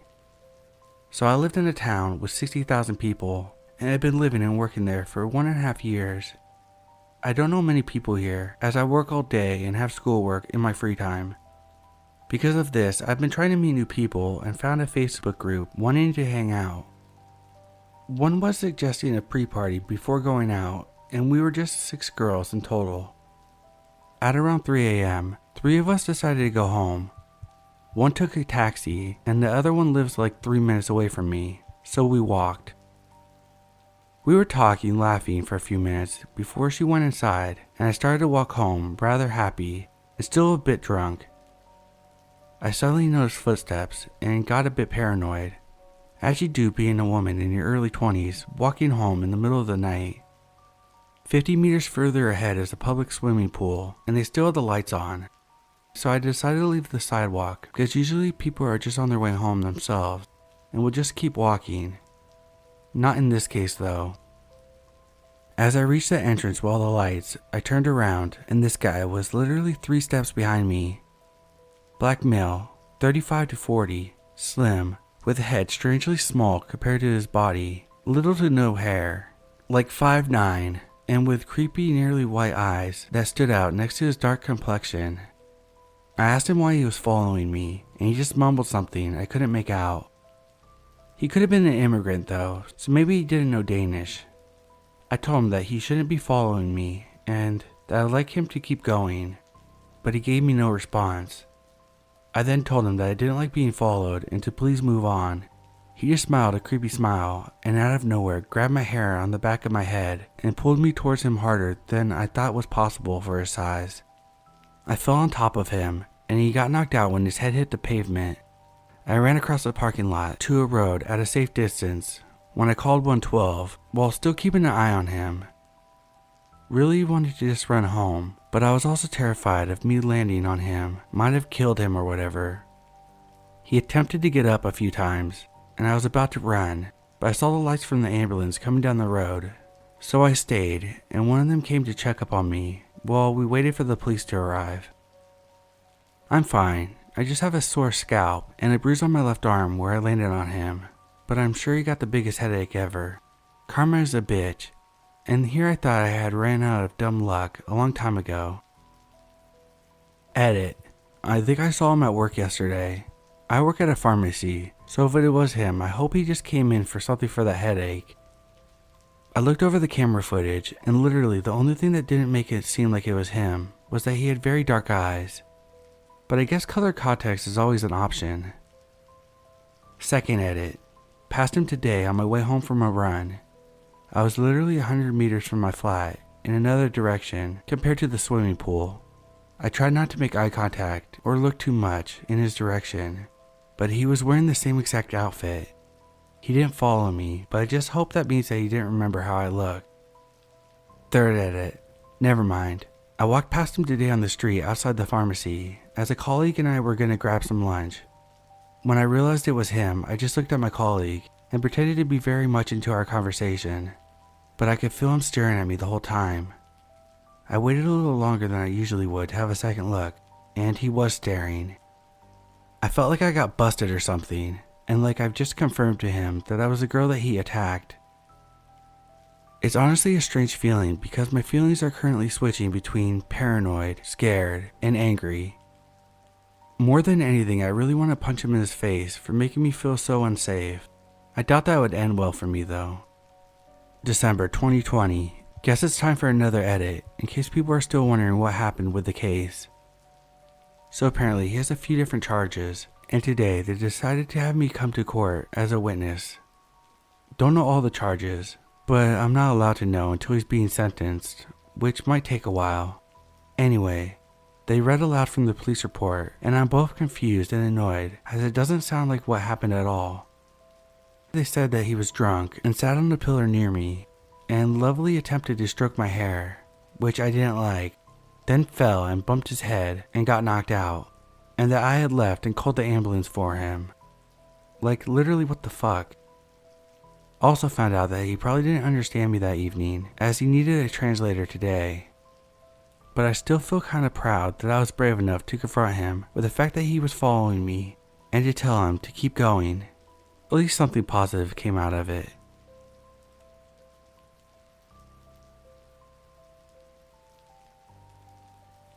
So for background, I used to sleep in a boarding school while I attended high school. That night they asked us to be in front of the school at 4 a.m. to take the bus that would have taken us to the airport. I have asked my mother if she could bring me there, but she wasn't comfortable going into the city with a car at night, and neither was I walking by myself in the unknown city, but I guess she didn't care that much. So it was around 3:40 in the morning. I hadn't slept for shit because I had bad pizza, indigestion. I had spent the last 5 hours holding my stomach on my bed, covered in sweat. So yeah, that night didn't start off well, but I decided to go take the bus anyways. I didn't want to miss the big trip, although the idea of getting on a plane scared me more than anything. I got up, took my luggage and backpack, and started going towards the city center. The streets were completely empty. Every now and again a car would pass the street, but no one else was around. I was sprinting down the street where the rehabilitation home was.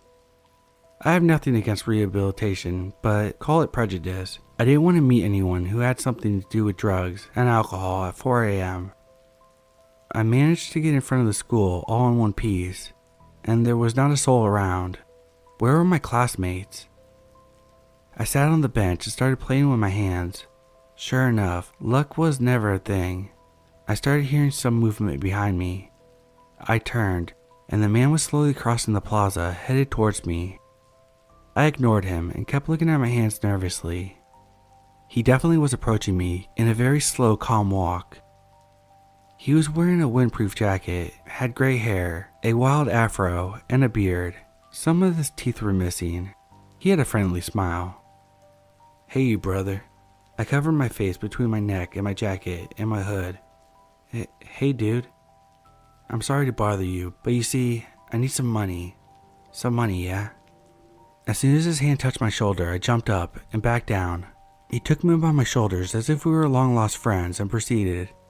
"I need some money for fries. There's a van that sells them, there, down the street. I just need a few coins for fries." There was in fact a van that sold all kinds of fried and bakery sort of food. The thing is, they're not open before 9 a.m., and it was 4 a.m. The smell of liquor on his breath made me panic. He could have easily punched me and robbed me. He didn't look like a violent guy, but I didn't know what to expect. I thought quickly. I had some spare money. I'd give him some, as I didn't want to piss him off. I told him that I didn't have any cash on me because I was going to the airport, but that I had some coins in my pocket that I'd be glad to give him. This prevented him of seeing my wallet, and it sounded like a friendly compromise. He seemed grateful.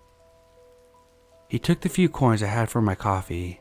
The thing is, it was not over, and it got weirder for both of us. He started overthanking me, a row of thank yous and kind words, and "I need to reward you." He was heating his hands over me, and I didn't know what to do. I was so overwhelmed. I hugged him and said that it was no problem. I locked my hands after a few pats on his back and backed up. Okay, what the fuck just happened?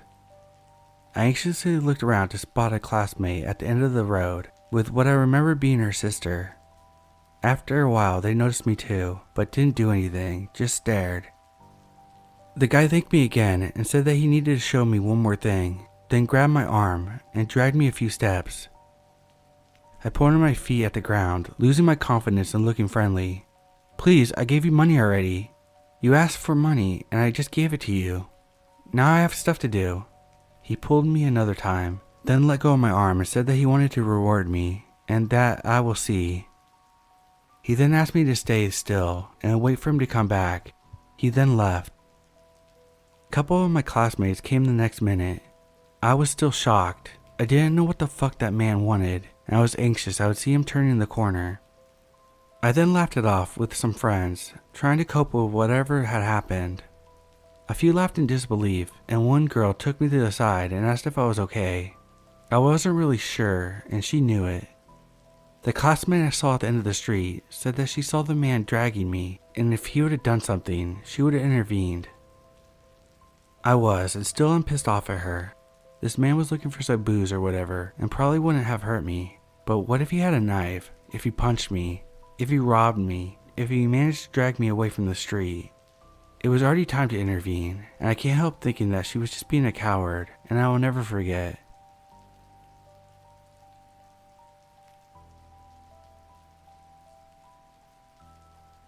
This happened years ago, when I was 16 years old.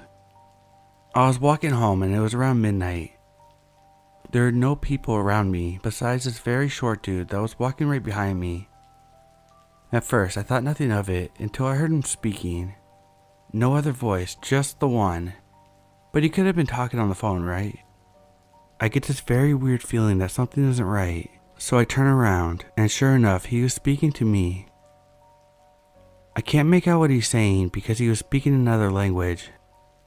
My best bet was to cross the street, but he did as well. We repeated the street crossing a couple times until we got to my block. Now, my street is a very little narrow street that is part of the old part of town, and it's very dark. If I go into it, he could very possibly hurt me, and no one would be there to help. So I decide to walk a little bit further, where there's a bakery that's 24/7, and it's always packed with people. I stop right in front of it and act like I'm waiting for someone to come out. The guy sees this, and he walks into the bakery and starts looking around, and I finally see him under the bakery lights. He looked disturbed and very dirty. He was short, maybe around 5'2". He was wearing some clothes that were dirty and worn out, and by the look of the customers, I could tell that he smelled very bad. I assume he decided not to be suspicious, and he walks out and starts walking away from me. He didn't know that my street was a couple steps behind me, and I guess he thought once he left, I would keep walking in the same direction. I saw him hiding behind a tree not very far from me. I take this opportunity and slowly start walking backwards to where the street starts, never turning my back to where he is. This was my time to get a little bit ahead. So I start running for my life until I get to my house. I lock the doors with all the lights turned off, and I peek out the window. He is running and looking everywhere, trying to find where I went. I don't even want to imagine what would have happened if I hadn't reacted the way I did.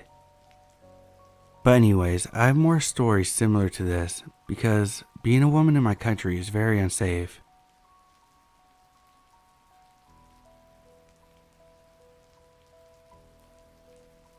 Probably the wildest thing that has ever happened to me with a complete stranger. Now, this encounter was not in person, just to note that. I was 14 when this happened, and the man in question was in his mid-30s. I had a large friend group at the time, but out of the 10 people in it, I was only really friends with one of them. All the other ones were his friends, but they were always around. This particular day, one of his friends asked me if he can use my phone to call his coworker because he needed to tell him that he wasn't going to make it to work. I agreed and handed him my phone without thinking twice about it. He says his coworker isn't picking up and gives me back my phone. A couple hours later, my phone rings and I pick up. I don't recognize the voice, but the caller says I called him. I quickly realize what it was, and I tell him my friend's name and that he called.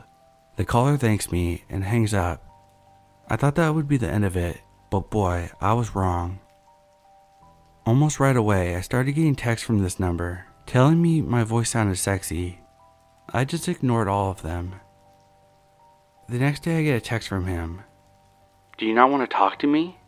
I responded with a simple no. He replies, "Well, if you don't want to text me, Sarah, then I could just come by." He knew my address and my name. I am terrified at this point, so I asked my friend if he gave any information about me to his coworker.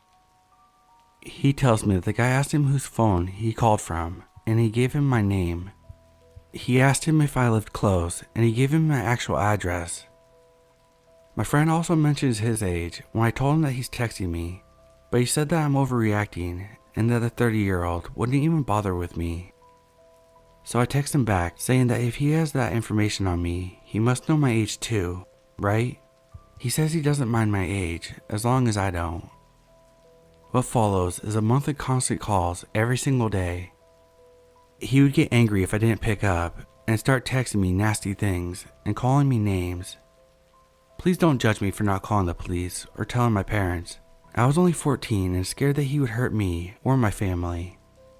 One day it all came to an explosion that was building up for months. He kept calling my phone until my younger brother got annoyed and answered it, telling him to leave me alone. He had no idea it was a stalker. I just told him it was some random person calling me. He then sent me a couple texts telling me to get ready because he was going to kill me and my brother for speaking to him like that. I went outside to cry, and that's when my neighbor saw me crying. He was older than me, but his brothers were the same age. He asked me why I was crying, and I told him everything. I just couldn't keep it in any longer. He was calm and told me to give him the guy's number, which I did. About 15 minutes later, my phone started blowing up with text. He was calling me a whore. He then said, "You have the nerve to send the bastard that you're having sex with and have them call me?" He was extremely angry. He somehow knew where I was going the next day. It was something I planned for months with my friends. He told me that was where he would kill me, and I would pay for being such a little bitch. I still went because we had been planning it for months. Thankfully, my neighbor suggested to go with me and keep a distance just in case the threats were real. They weren't. He never showed up that day, and I'm so thankful he didn't. That was the end of the calls and texts. To this day, I'm still terrified that he will somehow see me outside and possibly hurt me. One phone call ruined many months for me.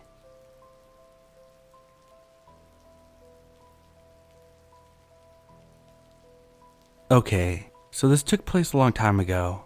I don't remember exactly how old I was, but I was probably between 7 and 9. My family and I were all queued up at the bus stop when this guy approaches us asking for money.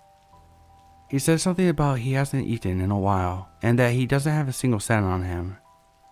This is pretty normal where I live, so we weren't exactly freaked out or anything at the time. So my mom dug her hand in her purse and handed him some cash and wished him well. The adults returned to their conversation, but I noticed that he hadn't left. What's weird is that we were in the middle of the queue, so it couldn't have been that he was just queuing up after us. Everyone else eventually notices this and tries not to acknowledge whatever this was because I guess everyone probably just assumed that he wasn't exactly sane at this point.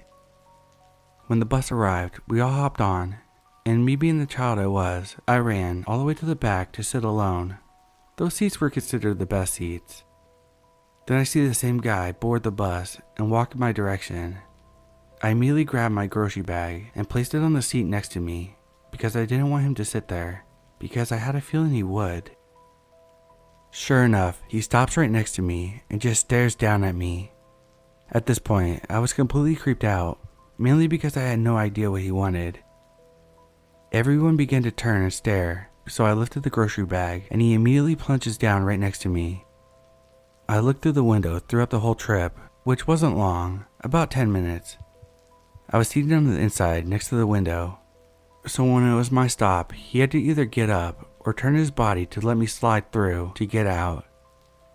Surprisingly, that's exactly what he did when we got to our stop. Thank God he hadn't followed us then. Another thing I noticed that he didn't have a card and he didn't pay for the fare when he got on the bus and somehow got away with it.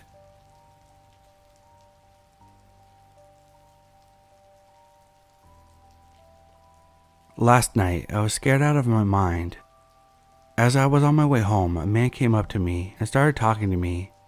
He said something along the lines of, "Hey beautiful," and whatnot.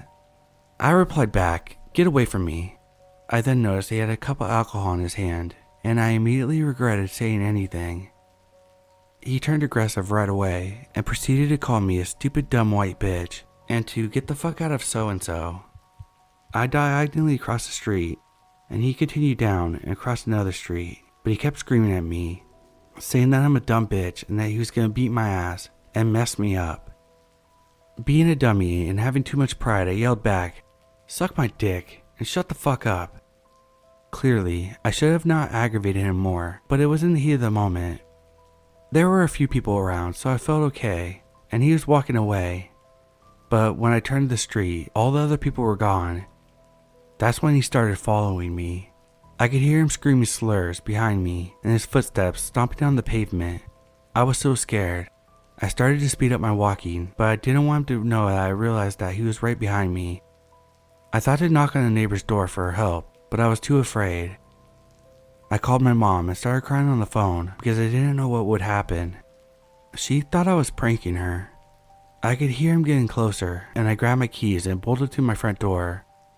Both of my hands were shaking so bad that I couldn't even unlock it. I started banging on it for someone to open it, and finally they did. I got in and fell on the hallway floor, just crying. I looked up and saw a shadow at the door and started screaming my ass off, only to realize it was my roommate checking to see what happened. I felt so much relief in that moment. I'm really scared to leave my house now because he knows where I live.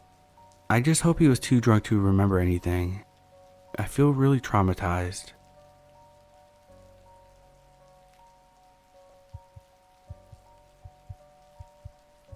This is a story about the time I had a full-blown stalker, and everyone knew and just pretended it was fine.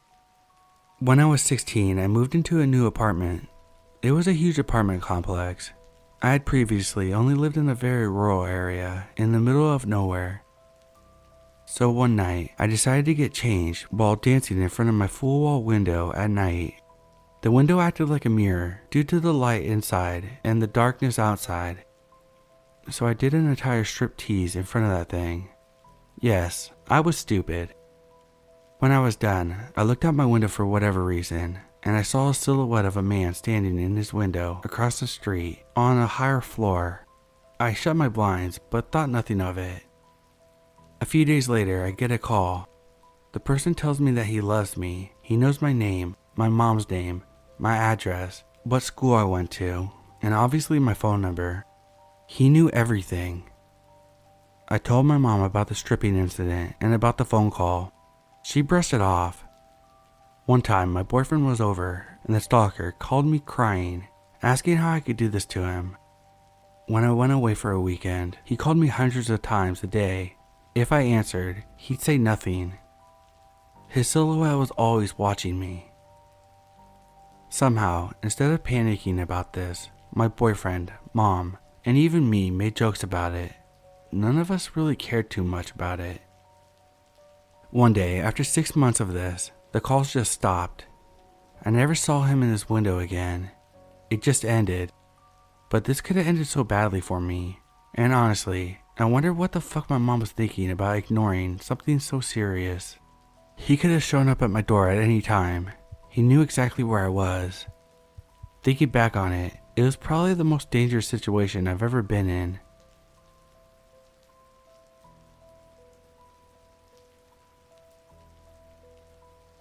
I was just thinking about this for some reason, and thought this is the kind of stuff that would fit on this subreddit. Many people might not think it's scary enough, but to me it's definitely a creepy encounter. This happened when I was in secondary school in the UK. I was probably about 12 or 13. I lived in a pretty safe neighborhood from what I can remember, but the town itself has definitely taken a turn for the worse in the past few years. To get home from school, I would sometimes walk with some of my friends going the same way. We would walk through a big busy park where people would walk their dogs and where children would sit and talk on the swings after school. On this particular day, I was walking home with a friend and her younger brother, who was a year below us, if I'm remembering correctly. I'm not sure exactly how it transpired, but we were approached by a woman who was obviously completely spaced out on some kind of drug. I probably didn't realize this at the time because I was quite naive when I was younger. The woman had probably said something along the lines of asking us for money. But before I knew it, my friend and her brother had started running away, shouting, screaming, and laughing. I quickly followed as I didn't want to be left behind with this random woman. We ran down the street, and after a second or two, we realized that the woman was now chasing us. She was angrily screaming at us. My house was nearby, and being a young stupid kid, I just assumed that it would be the safest bet. Now, if I was ever in that same situation, I don't know whether the best decision would be leading a drugged up person chasing me back to my house, but I was young and scared. I was so lucky in that moment that my stepfather was home. We were banging on the door, screeching and shouting. He came to the door and shouted at the woman to get off his property and that she was clearly on drugs and needed to go away. Throughout the whole experience, my friend and her brother were laughing, thinking that it was all fun and games or something. This was so confusing to me, and as soon as my stepfather got rid of the woman, I broke down in tears and thanked him for helping us. I think I was already interested in true crime and stuff like that at that age, so I saw the situation of what it could have become. And they just thought it was funny that a crazy lady was chasing us. Or maybe it was just like a trauma response, like laughing in uncomfortable situations. I still don't know for sure though. My stepfather wasn't the easiest person to live with, but I'm grateful for him being there to protect us, as who knows what would have happened if there was no one at home.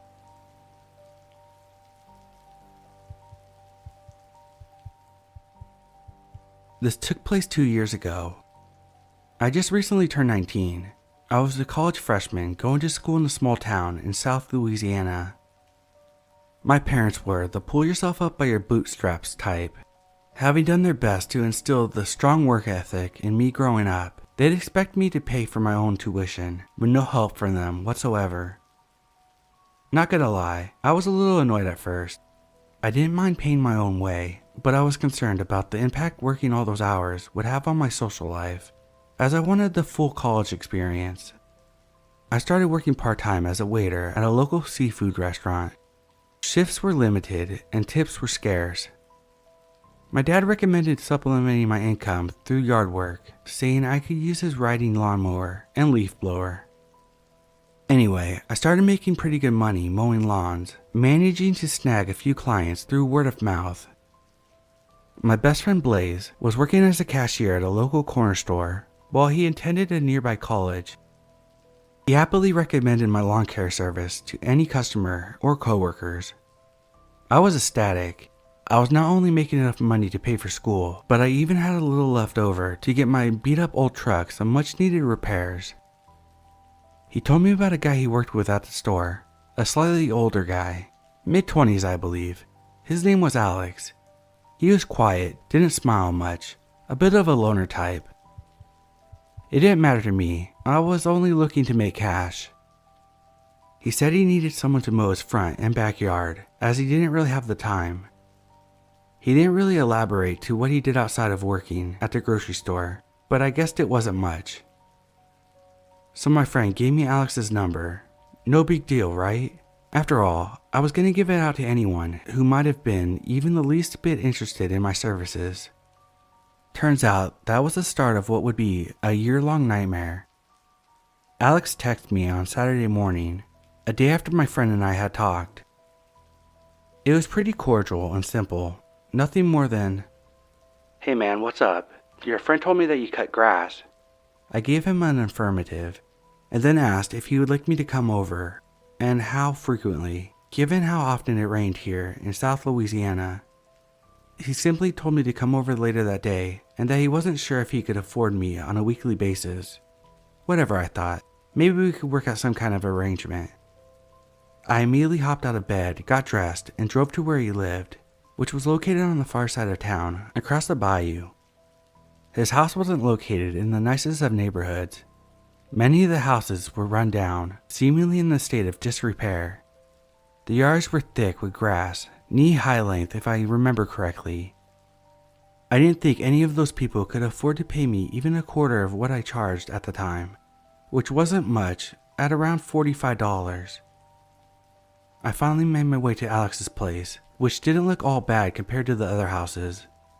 Horizontal siding painted a soft pastel blue, sat atop dark gray bricks, with a cracked bay window in the front. I parked my truck on the side of the street and shot him a text stating that I had arrived. He came out of his house in a wrinkled t-shirt and pajama pants, looking as if he just woke up. "Hey," I said, smiling as I usually do. "Rough night?" I asked jokingly. He didn't respond, just blinked and ran his hand through his dark blonde hair for what felt like an eternity, but realistically could have been less than a minute. We both stood in complete silence. His dark green eyes bore into me. I avert my gaze, catching sight of a fallen branch that had broken off a large oak tree in his front yard. We had just got hit by a hurricane a few days earlier. "So how'd you guys weather the storm?" I asked, my eyes affixed to the broken branches and scattered leaves. He simply shrugged and said, "Okay." It occurred to me that I might have been speaking to the wrong person. "You're Alex, right? You work with my friend at Village Market?" He nodded. What the fuck was with this guy? I thought. I just kept smiling, as I always did when I would get especially nervous. I told him that I have a lot of clients to get to that day, and that I better get started as soon as possible. He just nodded and pointed to the back gate on the side of the house.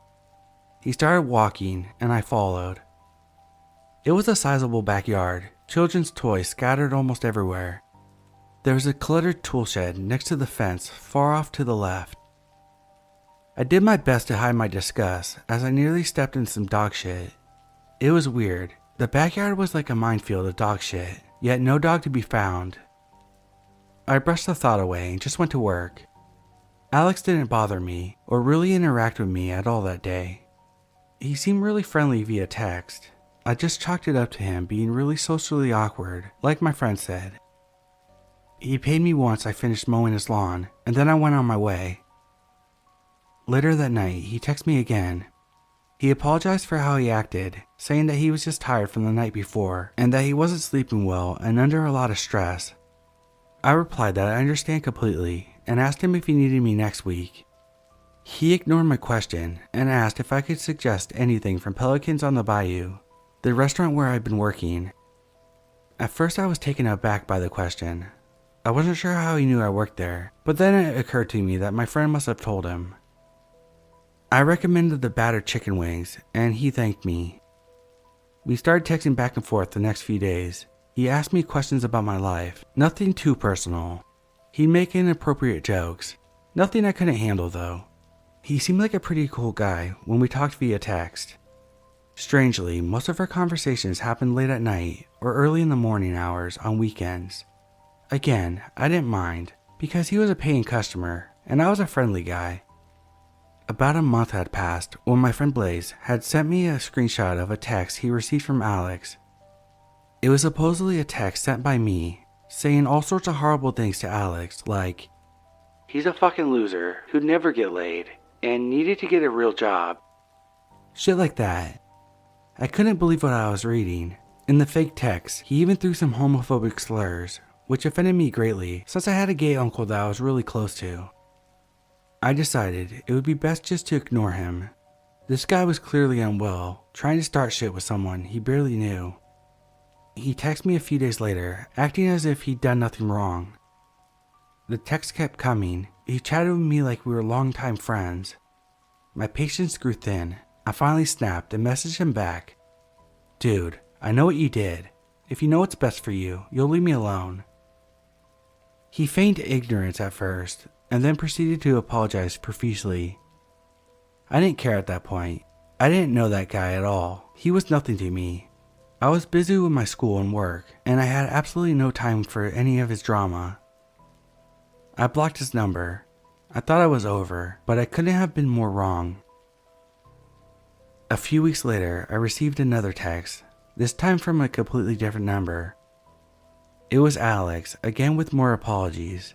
I blocked the number. I figured that he would finally take the hint and leave me alone. He didn't. He ended up adding me on Snapchat using the fake profile. I accepted his request. The name looked familiar, so I thought nothing of it. He asked me if I still worked at Pelicans. I told him that I didn't, as they kept cutting my hours. He then asked if I was still cutting grass. I told him that I was, but for only close friends and family members, as I had a bad experience with a former client. He then proceeds to ask me for details. By then, I figured out it was Alex. I told him to leave me alone, and that if he didn't, I was going to the police. I then received a text from my girlfriend at the time, asking me if I knew a guy named Troy. He supposedly saw me cheating with another girl at some party. I told her everything that was going on. She wasn't sure if she believed me, as I did have a history of playing the field. I told her that I was completely faithful to her, and this guy was fucking nuts. She told me that I better start collecting evidence, taking screenshots of his texts he sent, and that's exactly what I started doing. Most of the texts were pretty benign, just more of him asking me for forgiveness. Then late, one Saturday night, he sent me another text. This time, it was a picture of my house. I was drinking with a few buddies of mine at the time, Blaze included. I immediately showed them the text. He suggested that we call the cops. Some of my more aggressive friends suggested we go outside and beat his ass. I wasn't sure what to do. I didn't really want to get the cops involved, but I certainly didn't want to go outside, not knowing if he had a weapon of some kind. I told everyone to just stay in the house and not to do anything. I peeked through the blinds and saw nothing. He couldn't have been there for long. He must have left as soon as he had taken the picture. I didn't hear from him for a few weeks. Blaze, along with the other 2 cashiers, asked to not work the same shift with Alex. I was hoping maybe it was finally over. Maybe he moved on to someone else. Then on a cold, early October evening, I came home from class to find my mother shaken. I'd never seen her like that before. I asked her what was wrong. She was speechless, trembling almost. She showed me what she found laying on her front porch. It was a large manila envelope with Instagram pictures of me, with my eyes scratched out and red X's drawn on my face. A chill went down my spine. I don't think I've ever been this afraid in my life. Like I had never known real fear up until that point. My mom insisted that we go to the police. I agreed. She ended up talking to a close family friend who knew the sheriff. A couple of officers came to the house, took our statements, told us that if Alex ever came by again, to call them immediately. I didn't hear from Alex again after that. He was fired from the grocery store. The owner caught him stealing from the register. Life went on. Months went by, and I felt like I could finally breathe again. Then one day when I was running errands for my mom, I saw Alex standing on the side of the road. He was holding up a clipboard sign, asking for money. He locked eyes with me. They were cold and emotionless. I could feel that familiar shiver creeping up my spine. It was as if everything had come to a complete standstill. After I regained my senses, I sped off, hoping that would be the last I ever see of him.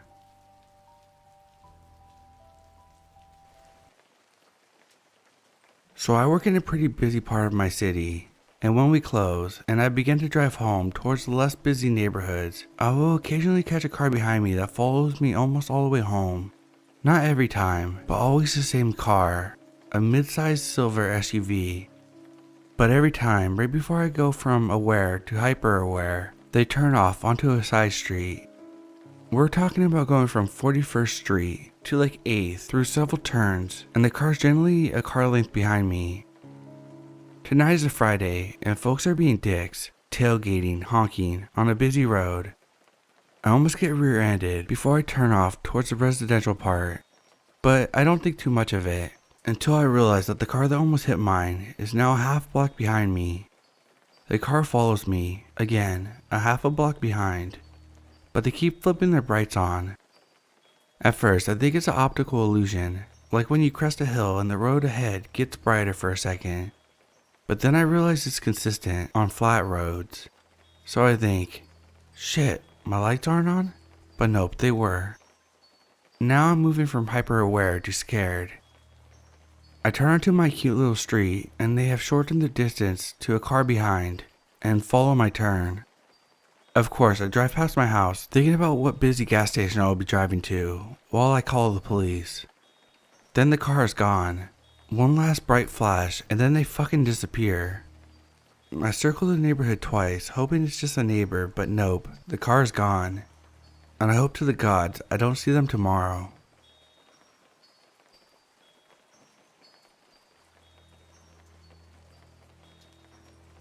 At the time, I assumed that they were after me, but looking back, maybe they had something else worse in mind. I was sitting at a public park, eating some food from the bakery. I was with my 1-year-old, and she was in her stroller.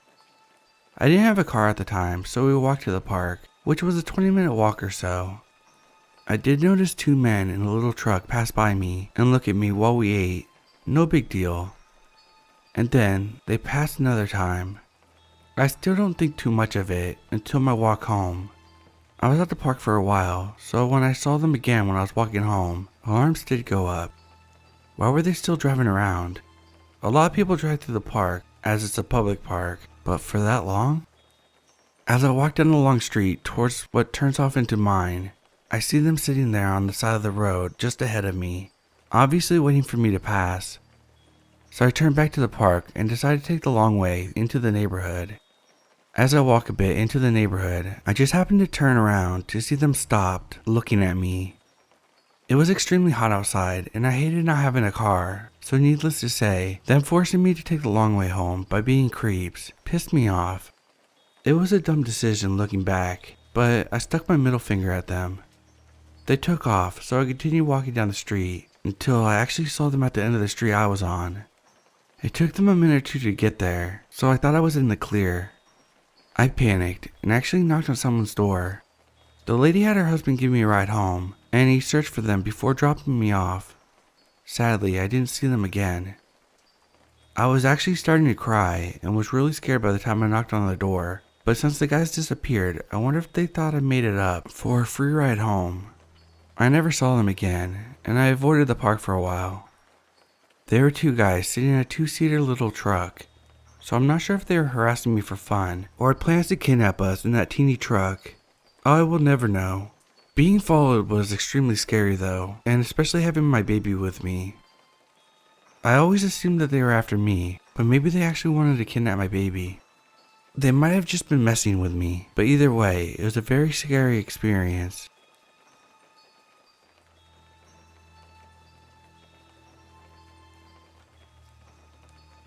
The events I'm about to tell you happened when I was just 18 years old, fresh out of high school, living on my own for the first time in my life. Looking back at the situation in hindsight, I should have gone to the police. I worked at a children's clothing store called Justice. I was working a typical shift, 8 a.m. to 4 p.m., when a pretty atypical customer strolled into the store. Right off the bat, he gave me major creep vibes. He was a dirty, smelly, upper middle-aged balding guy who didn't even have a child in tow. Definitely not something I'm used to seeing in this particular store.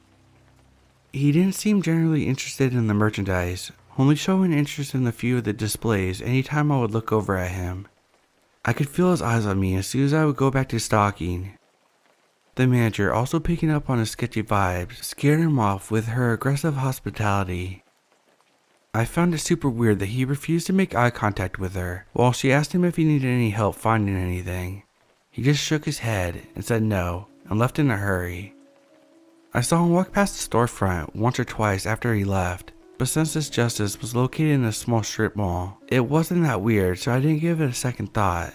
I made a mental note of it though, since at this point, the whole staff had been talking about the greasy odd sketchball, and my manager, who had been eagle-eyeing him the whole time, pulled me aside and confirmed to me in private that my suspicions had been correct. He had been staring at me the whole time I wasn't looking at him. That had happened considerably early in my shift, and by the end of the day, after dealing with multiple Karens, the sketchball was far from my mind. I clocked out, headed out into the parking lot, got in my car, and started driving the 7-mile drive home. About halfway home, I looked in my rearview mirror to see a white truck with a plow on the front of it, right behind me. The only thing that struck me as odd at first was that it was midsummer, and this person had a plow on the front of their Toyota. The windows were tinted so dark that I could barely make out the outline of the driver. Suddenly, I got a sinking feeling as I remembered the sketchy, greasy guy. I decided to see if I was just being paranoid, or if this person was trying to follow me. I'm sure I'm not the only paranoid person who has tried to make a bunch of nonsensical turns to shake off a theoretical tail. Only, unlike other times when I played Shake the Tail, this person actually managed to stay on me. After about the 5th turn down a random avenue, my gut twisted into knots as I watched the Toyota slowly creep around the corner I rounded. I had circled the block twice, and still the white truck with a plow and tinted windows was behind me. Just far enough away that I still felt like I was being just a little crazy. I decided to try one last test to determine for sure if this was just a trick of my imagination or something to actually be worried about. I winded my way out of the avenues and decided to pull off the side of the road into a little turnaround beside a local bar. I was hoping and praying with all my might that this truck would just go by, still clinging to the slimming chance that this was all in my head. I let out an audible gasp as the white truck slowly pulled up right behind me now. I saw the driver's side door open and floored it out of there before I saw anything else. Heart racing at this point, I floated back up a different set of avenues, finally stopping at a stop sign when I felt that I was in the clear. To my horror, I heard the haunting roar of the engine with the pedal to the metal. Seconds later, seeing the white truck with the plow on the front coming so fast up the avenues that it launched slightly into the air as it passed me at the intersection. flying down a particular no-outlet road. I took my chance and turned left onto the road that the truck had came from, figuring that they were going to have to turn around in someone's driveway before continuing the pursuit. I drove white-knuckle clenching the steering wheel the whole way back to my town, constantly checking my rearview mirror for the white truck that I never saw again. I even circled my own block for an hour after that, fearing that the person was somewhere, watching me, waiting to see which house I pulled into. Once the situation was over, I naively brushed it off without so much as a police statement. The more time went by, the more the whole situation seemed like a bad joke. I never found out who was in the truck. That person might not have been the greasy guy after all. At the time, I didn't take the incident very seriously. When I got home, I told my boyfriend at the time, and he shrugged it off, so I did too. It wasn't the first creepy thing to happen to me, or the last. Disturbing to think it's not uncommon for young girls and boys to find themselves in similar situations.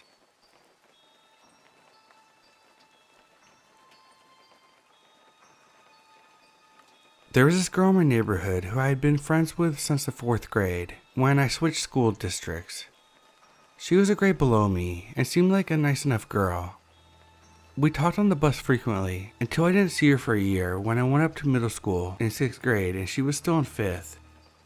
I didn't see or hear from her in that stretch of time. When her and I finally crossed paths again, it was on the bus, just as it had been before. At first, she seemed like the same friend I used to know. We had definitely drifted apart, but I tried to make up for the lost time. I soon came to the realization, though, that she was a bit weirder than the last time we talked. She acted strangely, constantly trying to strike up conversations or poking her head up over the bus seats, like a gopher looking at me. I was really weirded out and tried to cut down the verbal conversations with her to the bare minimum. You'd think that this was just a normal goofy middle schooler acting like they always do, and that things can't really escalate. I thought that too, that is, until her brother came into the picture. We'll call the girl Jenny, and we'll call her older brother Jake. Now, Jenny was a year younger than me, but her brother was 3 years older than me. He was a 10th grader at the time. A year before, I had sat on the bus with Jake since some idiot decided to steal my seat when I got on at the end of the day. At first, I thought it would be fine, and maybe I'd get along with him. After all, he was known to be a decent kid who was super nerdy and introverted, much like myself. The thing is, I didn't know to what extent this was true. Within minutes of me sitting there, he was trying to tell me nerdy jokes, and believe me, it wasn't as fun as it sounds. They were so dry and bland, it was painful. I kept checking my phone to see what time it was because I couldn't wait to get off the bus and get away from this guy. I myself was awkward, but not nearly as awkward as this dude. When the bus finally got to our stop, I hightailed it out of there and never sat with him again for the rest of the year. Even when it came to a day where there were 2 people already sitting in my seat, I squeezed in. But anyways, back to 7th grade. So not only was I trying to avoid contact with Jenny, now her brother comes into play. Somehow, over the last year, he started to develop somewhat of a obsession with me. I didn't want to believe it at first, but the signs became clear pretty quickly. One day, Jenny's head popped over the seat and she told me she wanted me to draw a portrait. I asked her of who and who it was for. Her response made my blood run cold. Jake asked if you could draw him a portrait of yourself. He would like to have a picture of you, and he knows that you're an artist. I have always been the artsy and creative one in my school, even being voted the most artistic of my senior class this year. It came as no surprise that he knew I was great at drawing. It did surprise me though that he wanted me to draw a picture of myself for him. I mean, who does that? Who even asked for that? That's just really weird, and immediately raised red flags in my head. I told her no, that I wouldn't, and she told me that Jake would probably be upset. I wonder why he wouldn't just ask me himself, but heck, he probably knew my answer would be no. He might have even figured it would sound creepy if he himself were to directly ask that of me. It didn't stop there though. There was a few other times like that where Jenny would ask me something that her brother wanted to know. I would rarely give her answers, and if I did, it was a vague one at that. Then, I became more observant on the bus rides to and from school. I would be sleeping with my head propped out against the window when suddenly I would wake up because I felt as if I was being watched. I would turn around and sure enough, Jake was staring at me with a blank expression. I tested this just to see if it was a one-time occurrence. Over the next few weeks, I would spontaneously whip my head around at random times to see if he was looking at me. Each time I caught him in the act, his dead blue eyes intensely gazing at me, his face devoid of emotion. But a few times I could have sworn I saw a smug look behind those piercing eyes. It was at this point that I began to feel that the bus was not safe. This guy was seriously weirding me out, and there was no end in sight. My grades began to suffer in school, and at the time I thought it was because I didn't grasp the concepts in class, but looking back on it, this probably factored into it. One day, things went too far. The bus pulled up to our stop to let us off for the night, and I immediately started speed walking as soon as I hit the street. My house was up on a long stretch of road uphill, and then I would turn and go up an even longer hill of a driveway to reach my house. Therefore, I had quite a trek before I reached the safety of my abode. So I'm speed walking up the street when all of a sudden I hear Jenny call out, "Hey Jimmy, you better run." I was extremely confused, then I saw him, running across the 3 set of yards. Jake sprinted over to me from his house, which was diagonal from mine, about a block away. I freaked out and walked even faster. I don't know why, probably because of my fear, but I couldn't run. He caught up to me and slowed down, walking beside me. In his terribly awkward manner, he tried to make small talk, but utterly failed. I can't even remember what he said, probably asking me how my day was, but I didn't care. I just wanted to get away from the stalker. He kept walking with me up the street, even when I crossed the road to the stretch that led to my house. For some reason, my brain wasn't functioning properly. I prolonged my experience by stopping at our mailbox to see if there was mail. Grabbing the newspaper, I told him that I had to go, and then I walked to the edge of my driveway and started hiking up. He watched me for a few seconds before shouting goodbye and dashing back across the street. As soon as I knew he was gone, I started running full speed up the hill to my house, unlocked the door, and threw myself inside. I ran upstairs to where my mom was sitting on the couch in the living room and had a breakdown. I was in tears, terror filling my brain, not knowing what to do, and spilled everything to my mom. I had kept her up to date with the weird going-ons, and at this point, she had decided it didn't warrant anything needing to be done. But him following me to my house, that was enough for her. She called my school and immediately got the vice principal involved, who also filled in the main principal. The vice principal told my bus driver, who then switched my seat to be closer to her, and forbade Jenny and Jake from talking or sitting near me on the bus from then on. The main principal then contacted one of the assistant principals at the high school and had him pull Jake out of class and question him, while he pulled Jenny out of her class to do the same. Both my parents and their parents were called in for a meeting, and to our horror, his parents even knew about it. They said for months now Jake had been obsessing over me, confirming what we all thought.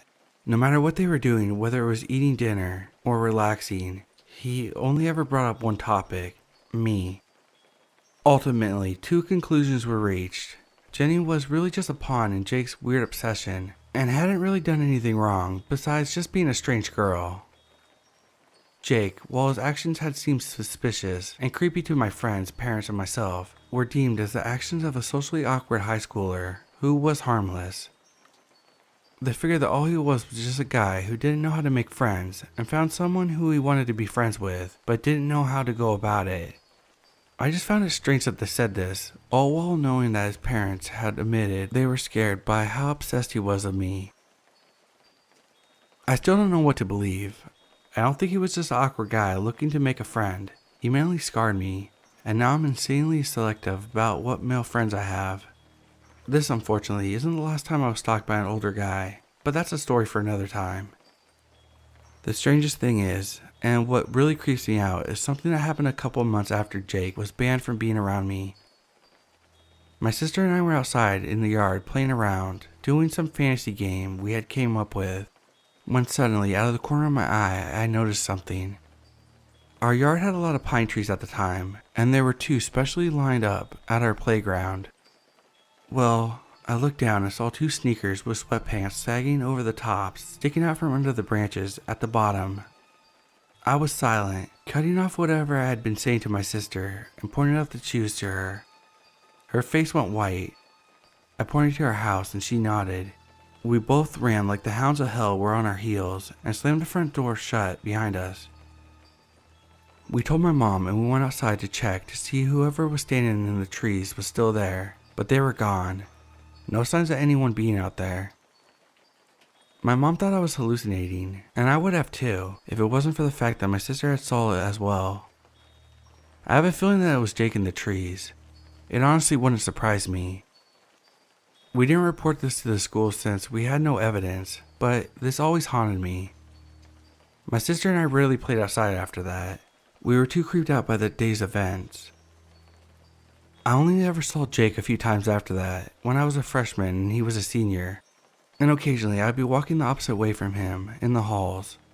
When that would happen, I would just look down at the floor until I was sure he was gone. I never wanted to chance a conversation with him. But after he graduated, I never saw him again. Jenny gradually became more normal, and by the time she was a freshman, I forgave her, and we became friends again. We aren't as close as we used to be, but she's a decent enough person now, and isn't stalkerish. And that's how I was stalked by a high schooler when I was in middle school. An event that scarred my young mind and is still fresh as ever in my head. So to the weird, socially awkward dude who decided to obsess about me for months on end, I hope I never see you again.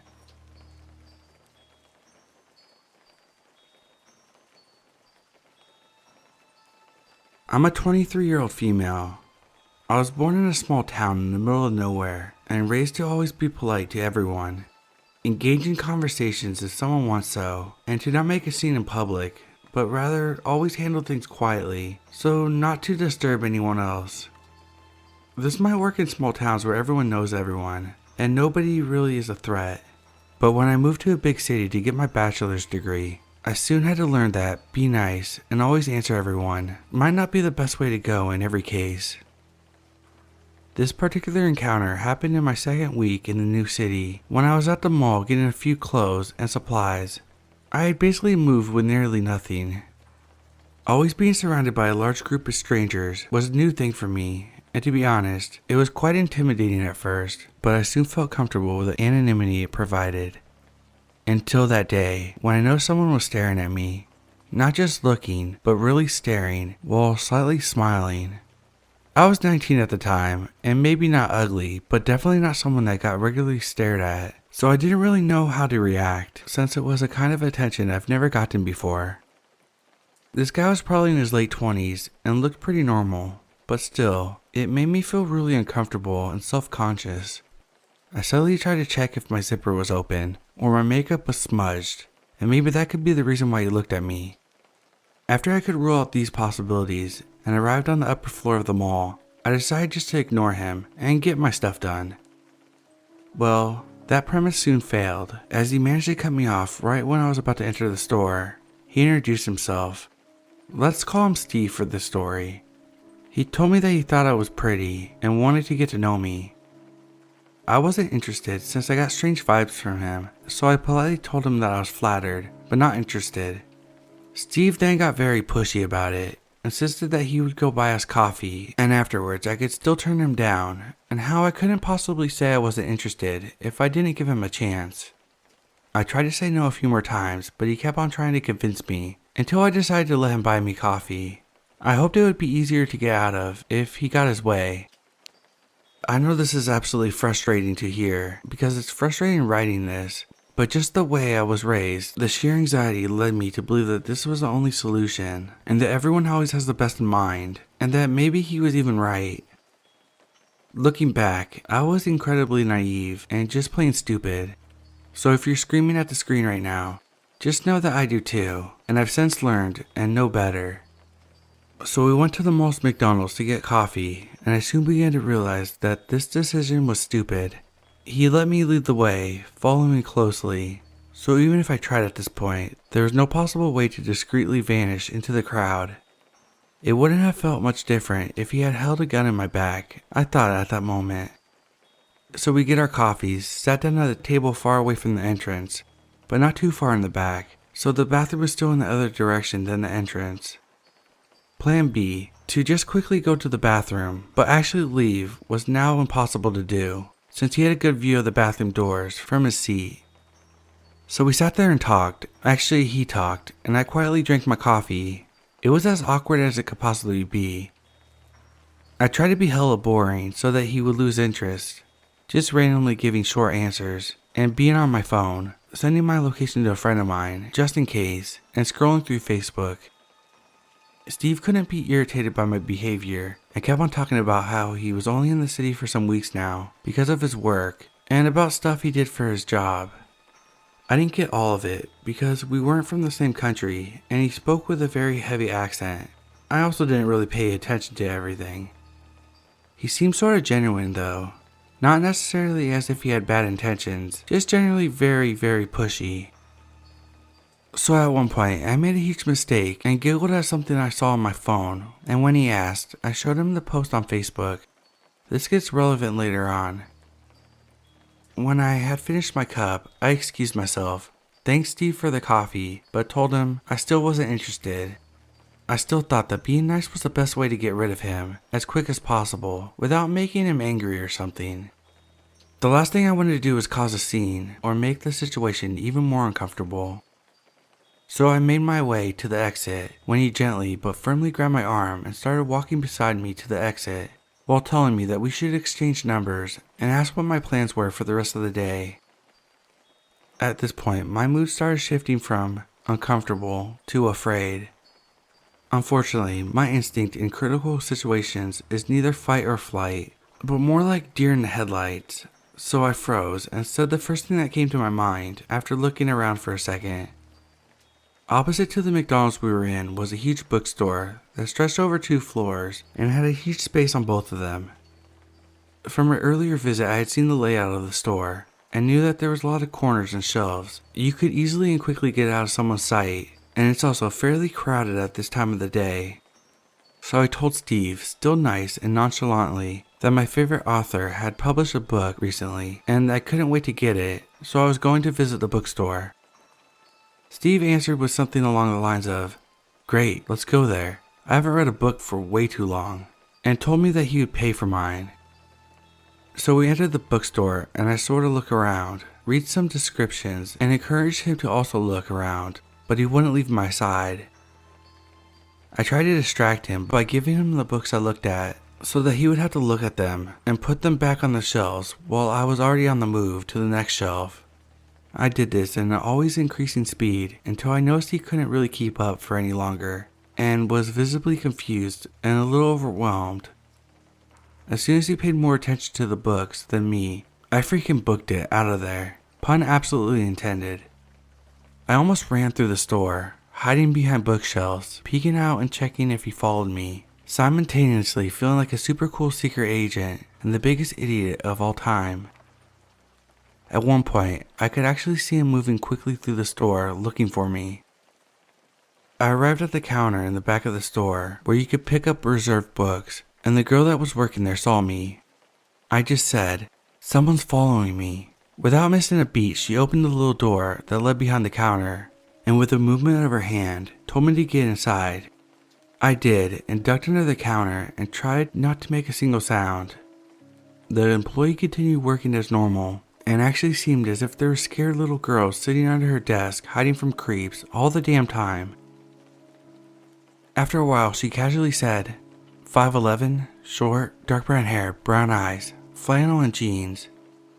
And I needed a moment to realize that she was talking to me and describing Steve. I nodded, and she told me that he was here some minutes ago, obviously looking for something. But she had saw him leave through the front doors, which she could see in the distance. She also told me how she got bad vibes from him, and instantly knew it was him who was following me. She told me that I could stay under there until I felt safe. I took the offer, and we talked a bit. Just small talk really, about how our days were, and she recommended me some of her favorite books. When I got up from under the counter, I actually bought one of the books she recommended and read it some weeks later. I loved it. When I went home, I was looking around carefully since I was still trembling from the earlier adrenaline and was afraid someone could start following me, or Steve was still around somewhere and actually found me again. The anonymity of the city no longer gave me comfort, but made me anxious. I desperately wanted someone around that I knew and who could give me the feeling of safety again. But I didn't really know anyone here yet, so I called my best friend to just talk to her and finally tell her about the reason I sent her my location earlier. Later that day, I had a new friend request and many messages in my inbox. My stomach turned when I read the name, Steve, and realized that he must have found me by my profile picture or something, which he saw earlier when I showed him the Facebook post. You can be sure I blocked him instantly, locked my door extra carefully that night, and didn't close my eyes for a minute. I didn't hear from him again until I saw him almost a year later on the bus I take on my way home every day. I noticed him the same way I did the first time in the mall. I felt him staring and smiling at me. He tried to get through to me, walked beside me when I got off the bus, and talked to me. But this time I ignored him and told the next huge guy that crossed my way that this Steve guy was harassing me.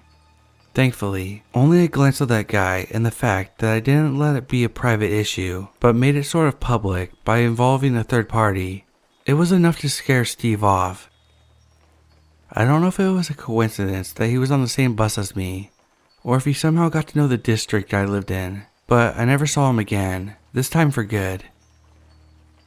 Was he trying to harm me? Did he have bad intentions? Or was he just trying to make a friend and had absolutely no clue how to do so? Were we possibly utterly lost in translation? I don't know, but luckily there's a few things that I do know now. After I had been in this situation, I have spoken about this encounter a few times, but always made it out to be this funny story where some guy followed me and I had to hide in the corner of a bookstore to get rid of him. It's just how I deal with scary things. I make them funny. People always laugh, but this is not funny at all. Every second of it was absolutely terrifying, and I wouldn't wish it on my worst enemy. I felt scared. I felt unsafe. I felt like my privacy was invaded, and it really put a damper on my first excitement about living in the city. It also massively changed the way I talk to people, and the way I just walk around town. It doesn't matter how many times your mother told you to be polite and quiet, it's just not always the solution. If you don't feel safe, if you don't want something, don't agree to it just for the sake of politeness. Being polite doesn't mean letting a stranger overstep your boundaries and make you feel uncomfortable. If you can't make it out of the situation quietly, don't be afraid to raise your voice and get attention, or by asking others for help. Don't be afraid you could make it feel uncomfortable for someone by doing this. Most people are nice and will actually help you. Wrong politeness and silence won't save you. But Natalie from behind the counter in a bookstore and a random intimidating guy on his way home most definitely will. Natalie and the bearded guy, if you're out there, you're heroes and I adore you. Nobody, especially not a stranger, is entitled to your attention. If you don't want to talk to them, don't fucking talk to them, no matter how much they try to push you or convince you. Even if it hurts their feelings, or they say that you will change your mind about them. In this case, there's no trying to say no. There's only saying no. Don't make the same mistakes I made when I was 19 and so ridiculously naive. Treat people with respect, but also treat yourself and your own feelings, boundaries, and concerns with respect. To add, One of Us is Lying by Karen McManus is an insanely good book and everyone should read it. Natalie says so too. Now I no longer joke about this, and it actually makes me really uncomfortable thinking about. But I'm also sort of glad this happened to raise my awareness in these situations and that in the end, nothing more serious happened.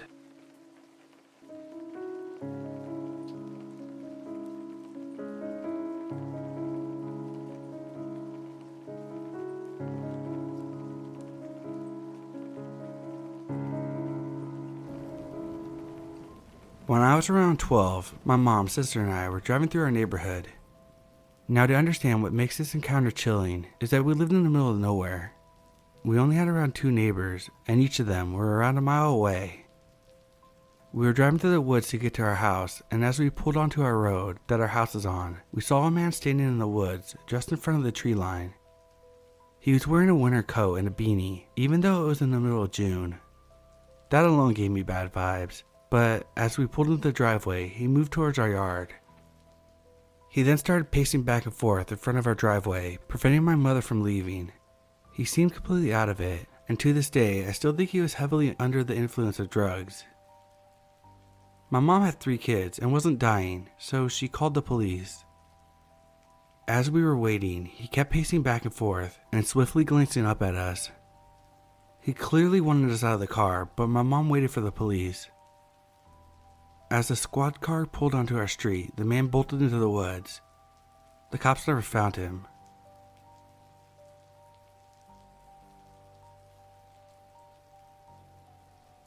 This story is not as creepy as others here, but it's been freaking me out.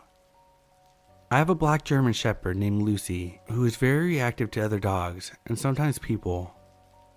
Due to this, I walk her after 10 p.m. to avoid dogs and people. I live in a relatively safe neighborhood. My apartment community is tightly knit, with small parks in the middle. Last night, I walked Lucy around 11:30. This was a great time for me to walk her because there weren't any dogs out, and it's extremely rare to see anyone walking at a time. As I am walking her, a military green colored SUV comes towards me and then slows down next to me. I look up to make sure I get a good look. I always make it a rule to acknowledge and remember people's cars that pass by. The car eventually stops next to me, and I can make out that there's 2 men in the front. When I turn to look, they smile. I just turn away and continue my walk, and then they drive away, but they are the only thing that's on my mind now. I sped walk across the street to the street that my apartment's on, but as I cross, I hear the SUV. They had made a U-turn back towards me. I'm thinking about all the things that could go wrong. They could pull up next to me and try to do something. They might hurt Lucy. As my heart is beating on my chest, 2 girls come out of the building next to me and make their way to the cars that were right near me. At this point, the SUV drives past me and stops at a red light. They make another U-turn and come to a full stop facing me across the street. I walk down, continuing to stare at them, trying to get a better look. I can't see them very clearly because there is a median on the road with tall plants. I make it right into the apartment entrance, and as I make it right, they drive away. I'm honestly not sure if I was followed, but if I wasn't, then that was the worst coincidence. The most annoying part for me was that I almost froze if it hadn't been for those girls, and I felt so unprepared even though I take precautions. I'm now looking into self-defense classes.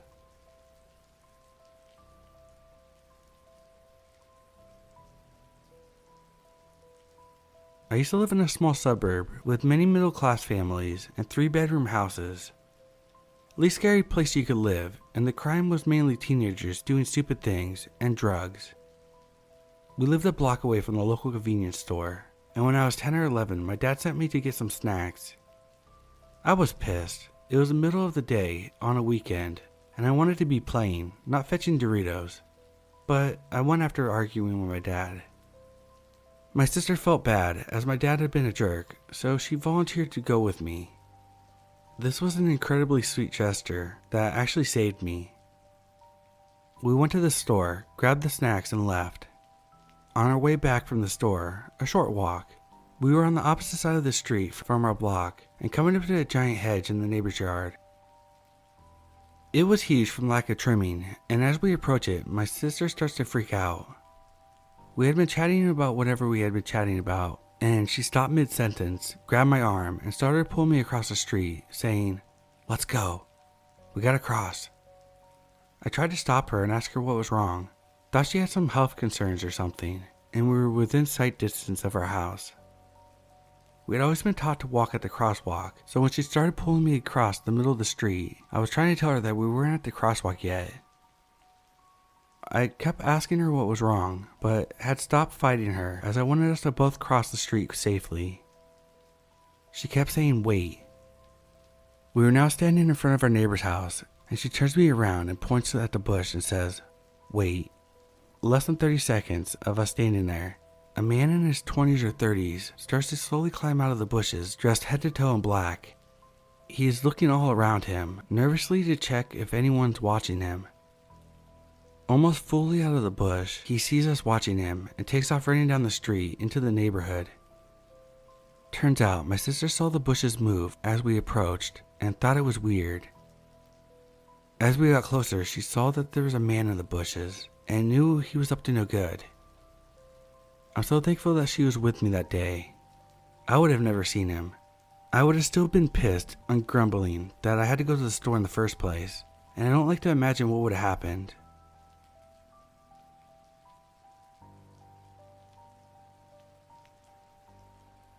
My mom was 20 years old, living alone in an apartment in a relatively safe suburb in Southern California during the late 70s. My dad lived about 15 minutes away with his parents, and they had been dating for a year when she began having troubles at her place. She would arrive home from work in the evening with her TV turned onto a channel with static at full volume. Other things in her home obviously had been touched, like the doors closed, opened, that weren't when she left, or her refrigerator wide open. She called the police, but since nothing was taken, there wasn't much attention paid to her concerns. This happened a few times a week for about a month before it escalated. My parents were talking on the phone and doing the stereotypical lovebird process of saying goodbye on the phone, by each repeating goodbye rather than being the first one to hang up. My mom said bye, my dad said bye, and the third voice whispered, "Goodbye," on the line. My dad said, "I'll be there in 2 minutes," and handed the phone to his mom to stay on the line. My mom cowered in fear while my dad sped from his house and arrived to find my mom sobbing on her couch. She assumed the person was in another room in her home, but was too scared to run outside and hang up the phone. When my dad got there, he went through the whole house, ready to strangle the person, as they both assumed that he was hiding somewhere. When nobody was found, they called the police.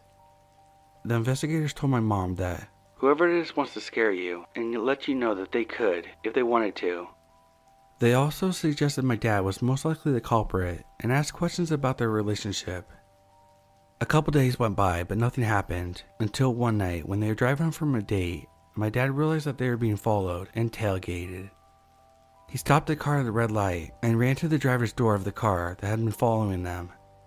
The driver's window was down, and my dad put his hands on the guy's collar momentarily before realizing that the guy was just hammered drunk and frantically slurring an apology and was seemingly just following the lights in front of him, but was not the intruder.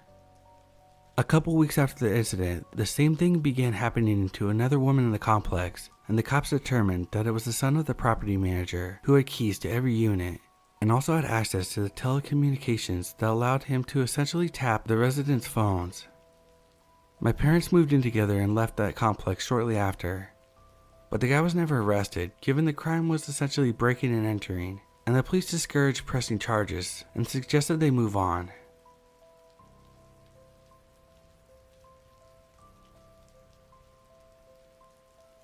This happened a few years ago, so I don't have all the details perfectly accurate. So I'm male and was 12 at the time. So quite a few years ago, I was walking home from a trip to my local downtown, about a 5-minute walk from my house at the time. I was with my friend that was 8 years old when we noticed a 1990s black sedan moving behind us. We thought nothing of it because we literally crossed the street from the police station and were only a block away from my house. A few seconds pass when the driver pulls to the side of the road adjacent to my friend and I and rolls down his window. He hesitates for a moment and then asks if we've seen a cat anywhere, describing a gray cat with green eyes. Since I hadn't, I replied, "No." He then states that he was hard of hearing and beckoned us towards his car so that he could hear us better. He looked to be in his 20s or 30s, so I highly doubt that he had hearing problems. My stranger danger senses shot up instantly, as my mother had just warned me about this days prior. My friend, being much younger, he's also my neighbor. I wasn't actively seeking people much younger than me. Well, anyway, he starts to approach him. Luckily, I grabbed him by his arm just in time and quietly told him to stay behind me, since I was older. I told the guy that we would keep an eye out for it and to have a good day. But again, he asked us to approach his car so he could hear us. At this point, I was straight up panicking, so I quickly waved goodbye and walked towards our house. It was visible at this point. This is where it gets bad. We continued walking home, crossing the final crosswalk before my block. I turned my head because I didn't see him pass us. Lo and behold, he was crawling along the road trying to match our pace with his vehicle. He began trying to get us to stop. At this point, my heart is racing. I was even more scared because I was responsible for my friend. We began running because this was truly terrifying. We didn't run long because I had asthma and my friend was plus sized, so he didn't struggle to stay on our trail. After what felt like an eternity, we stepped into my driveway, but oh no, he wasn't done yet. He began to pull into my driveway. Before we had a chance to react, he put his car in park and started opening the door. Luckily, my mom, who was 37, was able to see this part of the encounter as she was in the kitchen, which had a direct view of the driveway. She hurried out to meet us in the driveway and escorted us into the house. My mom came back out to talk with him, but he panicked and drove off as fast as he could. Thank goodness that my mom was there because we might not have been able to make it into the door before he snatched us.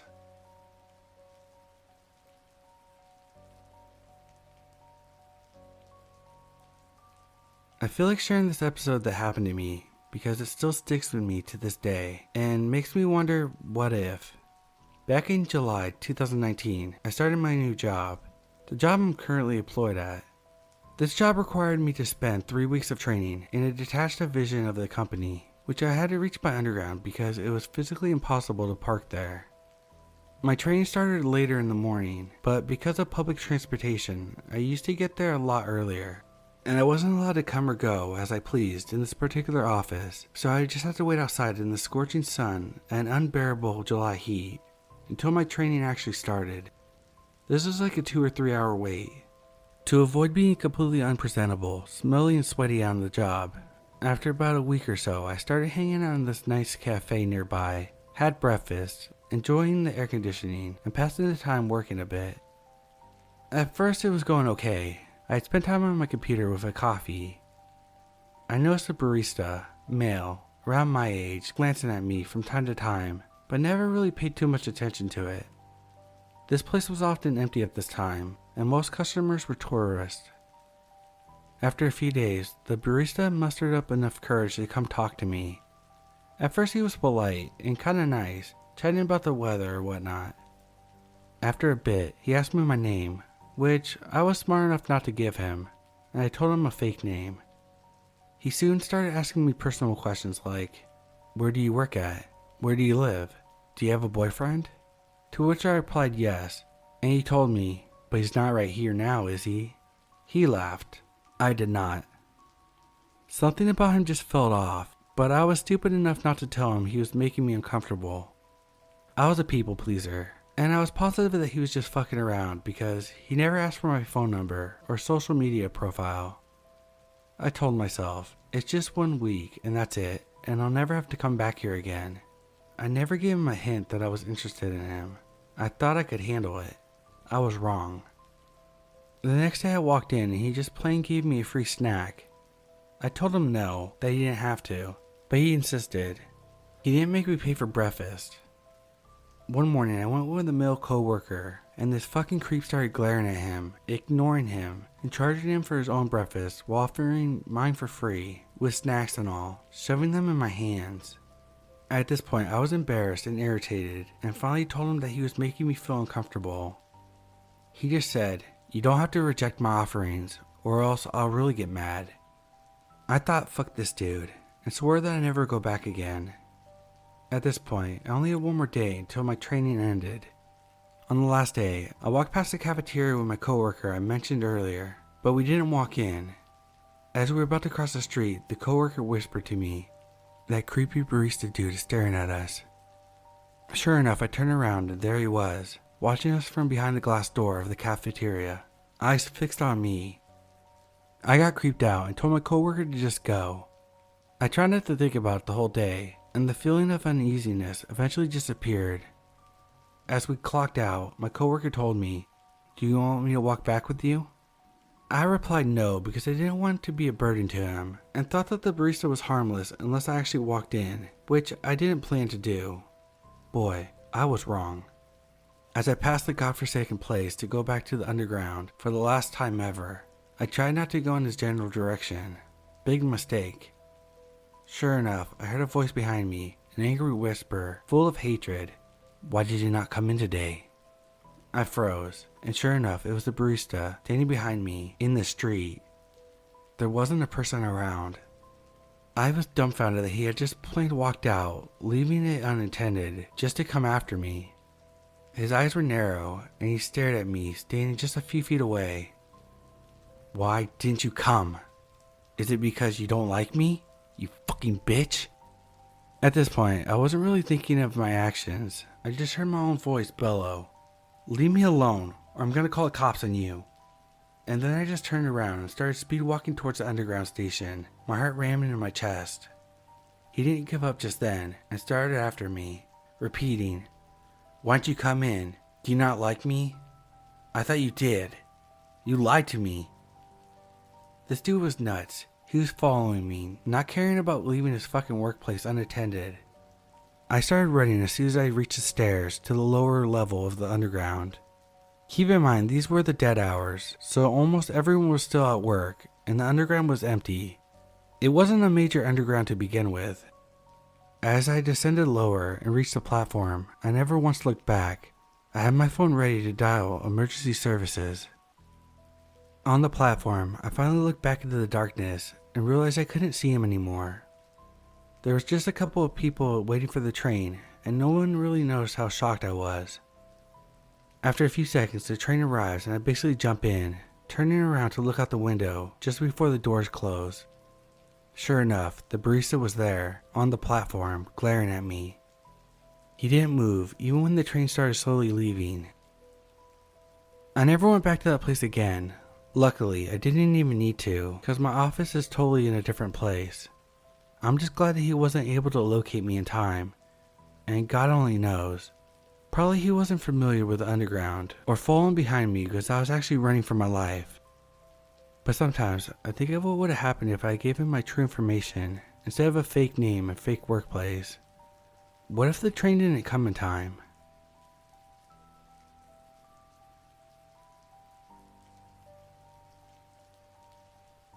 I used to live in apartments a few blocks from the beach, off the main streets in a beachside city in California. A new whiskey bar opened up downtown, and my neighbor's daughters invited me to go with them and check it out. We had a great time, maybe a little too great of a time, and around 2 in the morning we decided to head home. We weren't wasted, but all three of us were definitely drunk. I requested to walk home since we were only about a mile and a half away, and I was feeling too dizzy to take an Uber. It was also fairly easy to get home, as we only had to walk a block up from where we were to be back on the main thoroughfare I lived on. The entire walk home was well lit, along a busy thoroughfare with cars passing regularly, even at 2 a.m. My friends agreed to walk home as they were both feeling tipsy, and we all felt the walk would help sober us up a bit. We were walking along, laughing, about halfway home, when one of my friends quietly says, "Stay calm and don't look, but there's someone following us." We immediately shut up but keep walking. My friend quietly tells us that he had been following us for about a few minutes. She had been waiting to tell us because she wasn't certain that he was following us. A few minutes later, and we were all 100% sure that this guy had been following us, and we were about to get home soon. The entire time the creepster is following us, he maintains the same distance, about 100 feet back. We can't see him enough to identify what he looks like, and we're afraid to call the cops because we aren't sure what he will do if he thought he saw us calling the cops. The cops wouldn't have had enough time to show up and find this guy that they can't identify. We are almost to the apartment and discussing our options. We know that we didn't want to lead this guy back to where we live. He may decide at a later date to come back. Calling the police is still out because he's near enough to see what we are doing.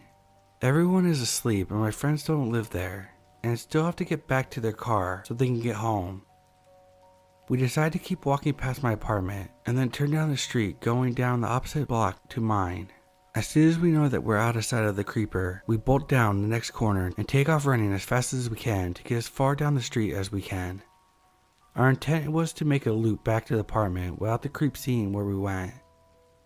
At this point, we don't know if he saw what street we went down. We wanted to make sure that he wasn't still on the main street, so we ducked behind a car towards the end of the street and waited. Maybe 30 seconds goes by, and I pop up to check the end of the street from the direction we came from. Sure enough, the creep is at the end of the street looking around to see where we went, and he seems out of breath from running. He does not see me. I tell my friends, and we take off down to the end of the street and around the block, as we are now close enough to my apartment that we can just run in, and the man won't have enough time to catch up and see where we went. Shaking and terrified, we collapsed onto my couches and waited an hour or two to make sure this guy would have truly gone before my friends went home. We felt very fortunate that our friend caught this guy following us as soon as she did. It was really scary to know that the cops wouldn't have gotten there in time, and that a lone man was willing to take on 3 of us. We didn't call him out for following us because we figured that anyone crazy enough to follow 3 chicks at one time probably was up to no good and was not going to be worried about us noticing. We feel very fortunate that nothing happened to us that night. Edit.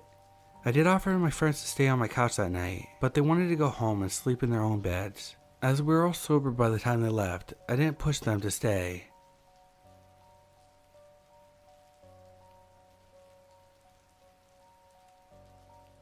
I walk 1.5 miles every day after I work out.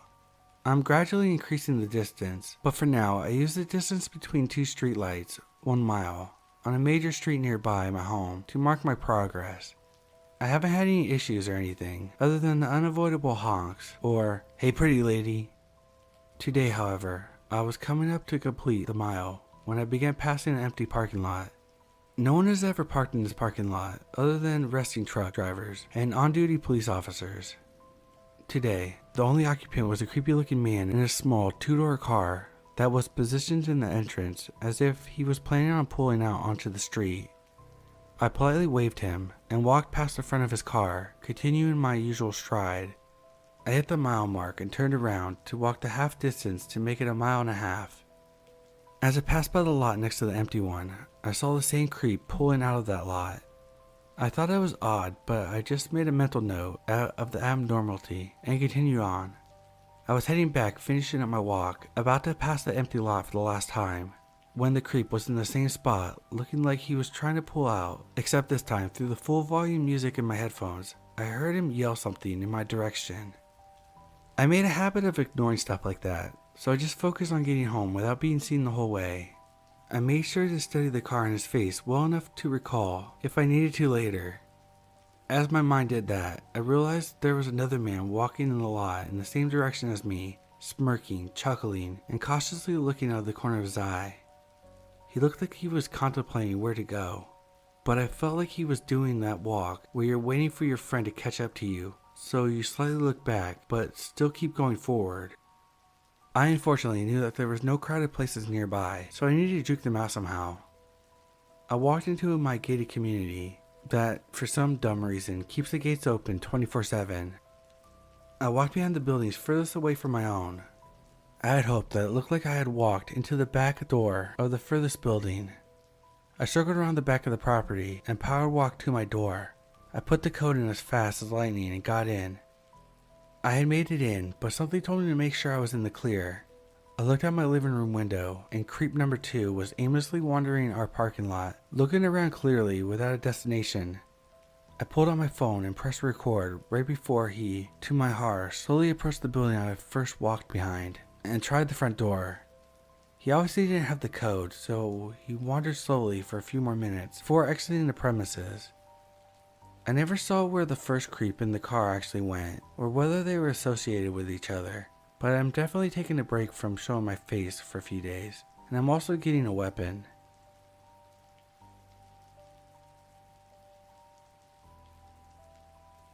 For context, I was 16 at the time, and this was 2 years ago.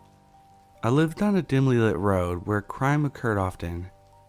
Well, my younger sisters, 15 and 13, had thrown a small party for the 15-year-old's birthday in May. There were maybe 6 people.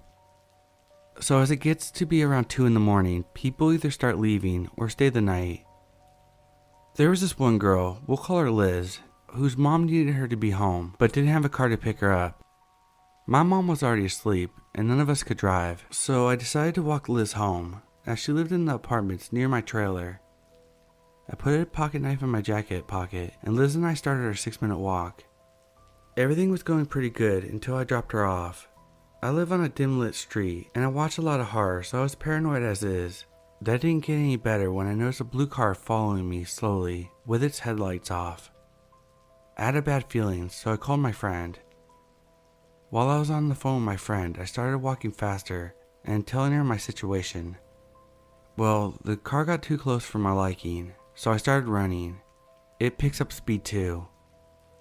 Halfway down the road, I ran into both my younger sisters and we walked home together. When we got home, I asked why they came. Turns out my mom woke up from a nightmare that I was hurt and told them to come get me so I could be safe. I honestly don't know what would have happened to me if they hadn't come, but it was terrifying.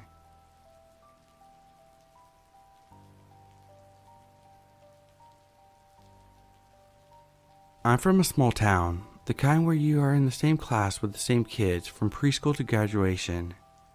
I was never popular and had my fair share of bullies, but never as bad as this one kid in my class, Max. He was on the shorter side and had these little round glasses with his hair slicked to the side. He was right out of a movie cast as a stereotypical nerd. He kept to himself and didn't really interact with others if he could avoid it. Fast forward to 8th grade, when we were paired as lab partners and had to sit at the same table together every day for the entire year. I consider myself a nice person and always went out of my way to make sure I wasn't rude to people, especially people who haven't done anything to deserve it. So of course, I was friendly and happy to be his partner, as long as he did the fair share of the work. The year came and went. He was shy but polite, and we got along fine being partners. 9th grade started, and I had a lot of troubles at home with my birth father, so I chose to move in with my mother a few times over. It was only about 30 minutes away, but I had to start at a completely new school a month into my freshman year, and it was scary. I may have not been popular at my last school, but I have several friends whom I loved and missed dearly. My mom would often drive me to other towns to see my friends and hang out, and I also started to make new friends at my new school. It was a good setup, and it continued this way until I was 16 and I could drive myself. I had never heard anything from Max, and honestly, I kind of forgot about him. That was until my junior year of high school. I started casually seeing this guy, Jack, from my hometown, and he asked me to go to prom with him. I was excited and happy to say yes and get to spend the night with him and my friends from my childhood. A couple months before the prom, my mother told me that there was a new lady at her job and she was asking about me because her grandson was seeing me and she wanted a picture so she could put a face to the name. My mother knew Jack and knew that this wasn't his grandmother, so she asked for the name, and wouldn't you know it, it was Max. My mother showed her a picture of me that she had on her desk, and the lady went on her way. A few weeks later, she asked for the color of the prom dress so that she would know what to get Max, so that he could match. My mom was confused but told her it was pink. 2 weeks later before prom, some of my friends from my hometown told me that Max had been telling some people that they were going to dance together and that he was so excited. I thought this was creepy, but I didn't put too much thought into it. The night of the prom, I picked up Jack and we headed over to the school only to find Max and his grandmother waiting outside the entrance because she wanted to take pictures of us before we went in. I was not one to disappoint people, so I politely took a couple pictures with him as my actual date stood off to the side and waited. If Max's grandmother was confused that I had another date, she didn't show it. The rest of the night went smoothly and Jack and I had a great time. We didn't see Max anymore, and I assumed that he left. Other than his grandmother telling my mom that he had lost my number and trying to get it for him, which my mom thankfully didn't do, I didn't hear much from him until I graduated. I went to a state college, and I had heard that he had gotten into a well-respected private university. Everything was fine for the first few weeks of college, and then I ran into him. He caught me on the way to one of my classes one day.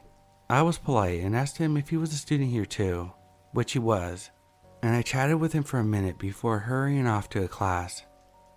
It was a relatively harmless interaction, but still creeped me out a bit since I knew he had gotten into that other school, and wonder why he chose to go to a state college. For the next few months, I ran into him almost daily. He always wanted to talk and never seemed to be with anyone else.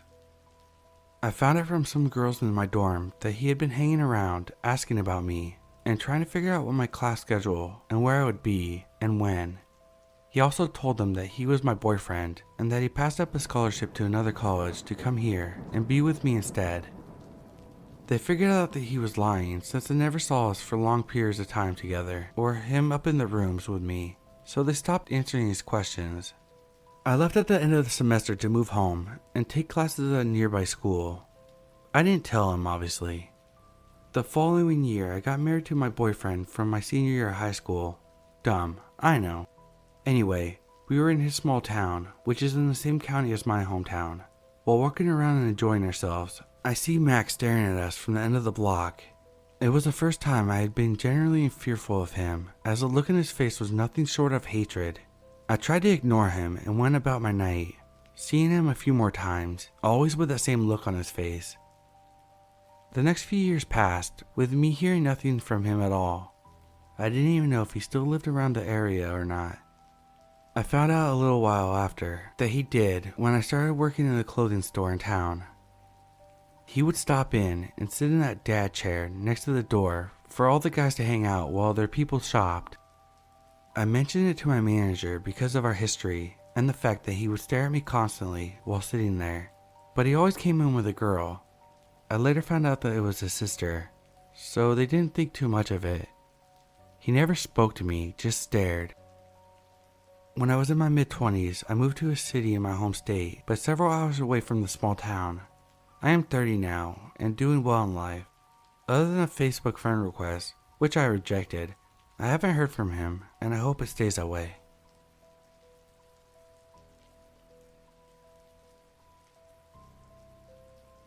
This took place when I was 19. I'm 28 now. I was in college and working as a bartender at a little country bar far out from the city. This place was also supposed to be 21 and older, only because there were a few gambling machines right along the bar. But the rules were, if anyone asks, you just turn 21. For the most part, I loved my job and loved the money. After a few weeks, I came in at 8 p.m. to start my shift, and there was already a pretty good crowd on a weeknight. I make my rounds and see an attractive guy, and his beer is empty, so I asked him if he needed another. He immediately sparks up a conversation with me. I found out he's 28, a paralegal, has a dog, etc. He finishes his new beer and leaves me a $20 tip with a rose he made out of a bar napkin. This continued nightly for about a week, and we eventually exchanged phone numbers. I ended up letting him know that I wasn't 21, just in case things progressed, and he said he didn't mind, blah blah blah. He would come into the bar nightly, text me after he left, and the following days, until he came back into the bar that night. About 2 weeks go by, and I take a long weekend to go out of town, around 3 hours away. It was St. Patrick's Day weekend, so my friends and I went to go party, of course. The guy, we'll call him Patrick, that's convenient, was continuing to text me, but I never let him know that I was going anywhere. Things weren't serious to me. I never hung out with him outside of my work shifts, so what's there to tell?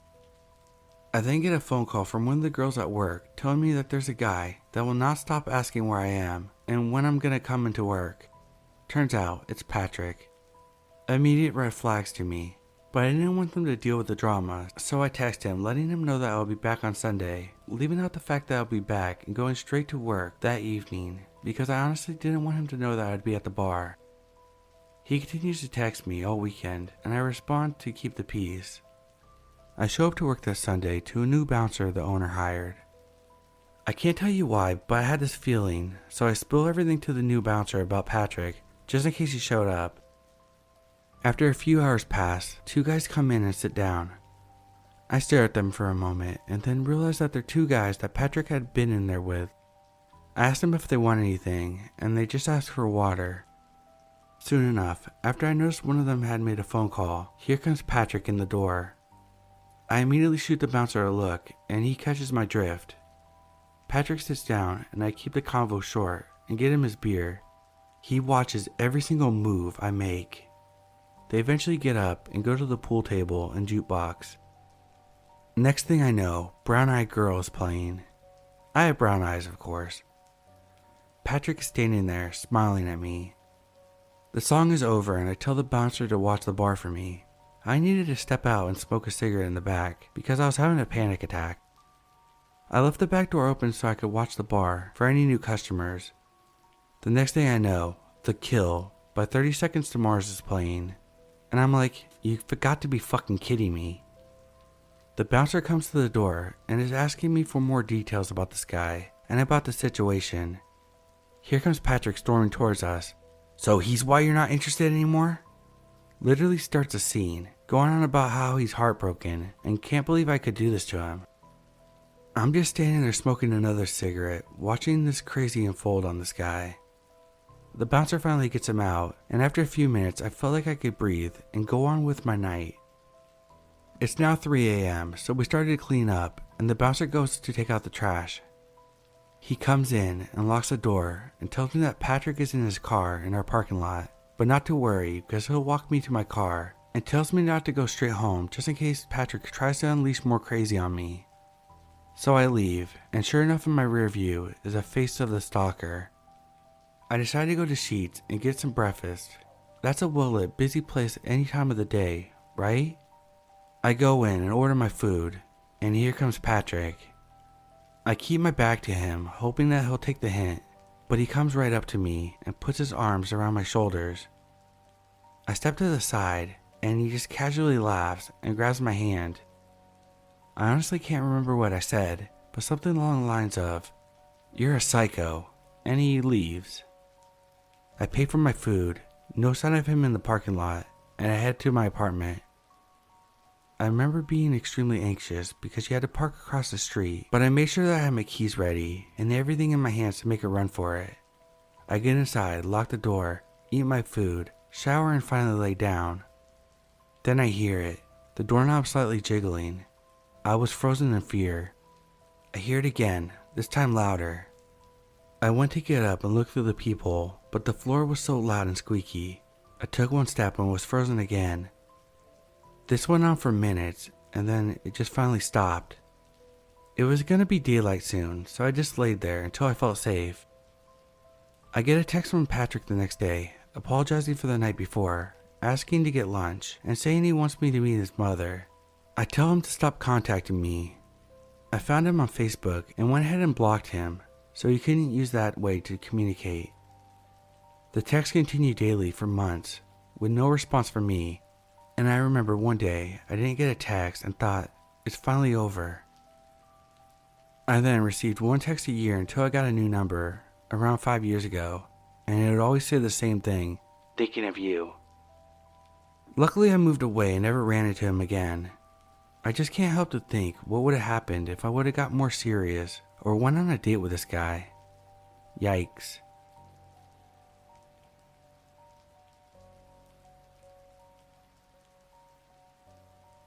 At the time, I was 26 and shopping at a Target just outside of the city I live in.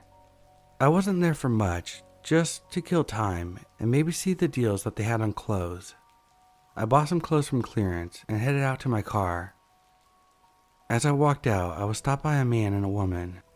They handed me a flyer and asked if I was religious. I, being polite, took the bait and said not really, but I was raised Catholic. They asked if I wanted to go to their church and that it was a great community, and talked about God for a bit. They asked some personal questions that I kind of danced around. I said I would think about it, but got a creepy cult vibe. The flyer they gave me had the name of the church, but nothing else. I say goodbye and head quickly to my car and exit the parking lot. As I'm driving, I notice a car behind me that had been behind me since I got off the highway. I didn't know how long it had been following me, but I wasn't sure if they were actually following me. The city is dense, and it's not uncommon to be heading in the same direction as others. I see the person that's in the driver's seat is an older man, with glasses and facial hair. I make a note of this as they continued behind me. I turn on the street before mine, without signaling, and he continues by. I feel a little stupid and take the next two lefts to get to my street, when I see him slowly driving past me. We make eye contact, and I'm a little uncomfortable, but he again drives by. I keep telling myself, coincidence. I see him turn onto the next street, and I park and rush into my apartment, a subdivided row house. I leave my Target bag in the car because I'm in a rush. I get upstairs and hear a buzz. Each floor apartment has a buzzer, but no intercom. I'm on the second floor and can't see the door from my vantage point. I debate creeping into the hall and looking down. It could have been a package, and we have package thieves that follow the trucks and steal the packages within minutes. But before I open the door, I hear my downstairs neighbor, a guy around my age, talking. Once the main door shuts, I wait for a minute, and then knock on his door to see who it was. He said that an older man was asking for bus fare. I asked him to describe the man, and it was the same man following me. We realized he had buzzed all the apartments, I assumed to try to get entry.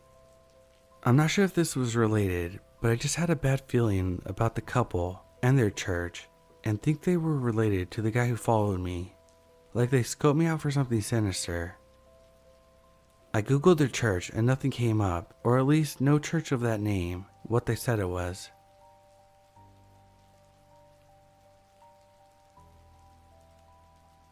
So I bike about 10 minutes and take the bus to work during the week. I spent the week with my in-laws, so I didn't have my bike with me last Monday, and I had to walk after the bus got me to the closest stop. It was about a 20-minute walk. Basically, it's all residential and numbered by streets. So I get off on, say, 50th Street to walk to 40th. When I first started walking, there's a black car that was on the other side of the road driving slowly. It pulled off to the right next to someone's driveway. I didn't think much of it and kept on walking. When I got to the next street though, the car is doing it again. I walk faster and try watching out for it. It followed me almost all the way there, finally turning down a side road. I didn't recognize the person in the car, an older man, but now I'm freaking out. I already have agoraphobia, and when I bike in the morning, it's dark out there. I can't help but to feel that I was being followed. Trafficking is a known thing here, and I'm a female. Someone please tell me what I should do. I need to get to work, but biking and walking is the only thing I can afford right now, and I'm scared of next Monday.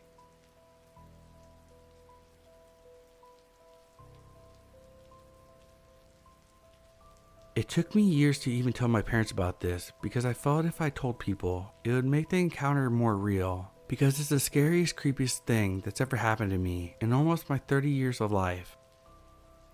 In 2007, my family took a long weekend trip to Chicago. I was 15 and my brother was 18. We're from Michigan, so we took the train from Holland to Chicago. On the last day of the trip, we got to the train station to head home. We found an area to sit down and wait for about an hour or so until the train was leaving.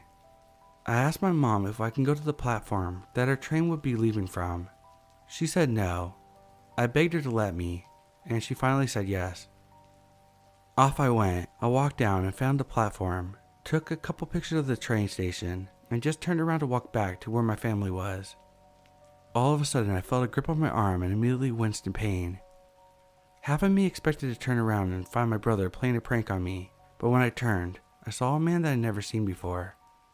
I still remember his face, weathered, angry, and I guess he was in his mid to late 50s. He had a brown jacket and a red t-shirt with a baseball hat. He stood there looking at me, gripping my arm tighter and tighter, and I felt frozen.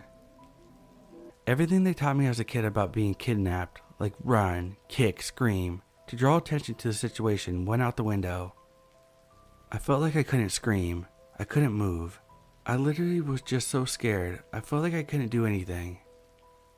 He looked at me and just mouthed, "Shh," and gripped my arm tighter and started walking away with me in the opposite direction of my family.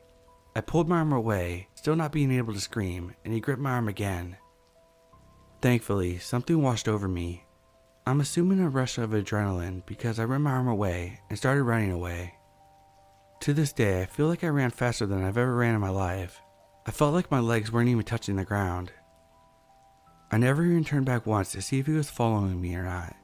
I ran and jumped into my brother's lap. I looked up just in time to see him come into the area my family was. pretend to look at a broken vending machine, and then turn and walk away. I woke up the next morning with bruises all over my arm where he grabbed me.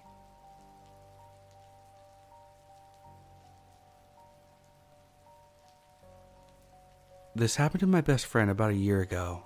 We were both 18 at the time. My friend and I are female, about 5'3", and 100 to 115 pounds, so we are easy targets. My friend and I went to the lake one day with a group of friends. We were hanging out at the beach, playing cornhole, and listening to music. After a few hours, my friend had to leave because she had to work. I asked her if she wanted me to walk her to the car, and she said no. A few minutes later, she called me, and this is the story she told me. She got to her car with no issue. Before she left, she was on her phone when she heard a knock on the driver's side window. A white trash middle-aged woman was standing right outside her car, asking her to roll her window down. My friend was a little startled, so she cracked the window slightly and asked the woman, "Can I help you?" The woman told her that she needed help with her car and had jumper cables, and asked my friend if she could walk with her and give her a hand.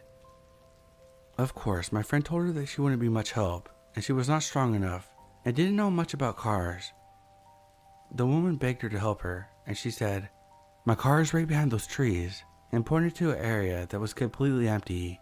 There was no car. My friend told her that she needed to go because she would be late for work. The woman put her hand on my friend's window and aggressively said, "No, you need to come with me." My friend threw the car in reverse and gunned it out of the parking lot. As she was driving, she looked in the direction of where the woman was pointing and saw a large man hiding behind one of the trees. We suspected that the woman was watching her and then tried to lure her there so the man could grab her. They were most likely a team of sex traffickers. I've heard many people say that they use women to go up to girls because they are less sketchy. We have went to that lake several times after, and we've never experienced anything like that again. Anyways, stay safe out there. I hope my friend and I will never come in contact with that woman again.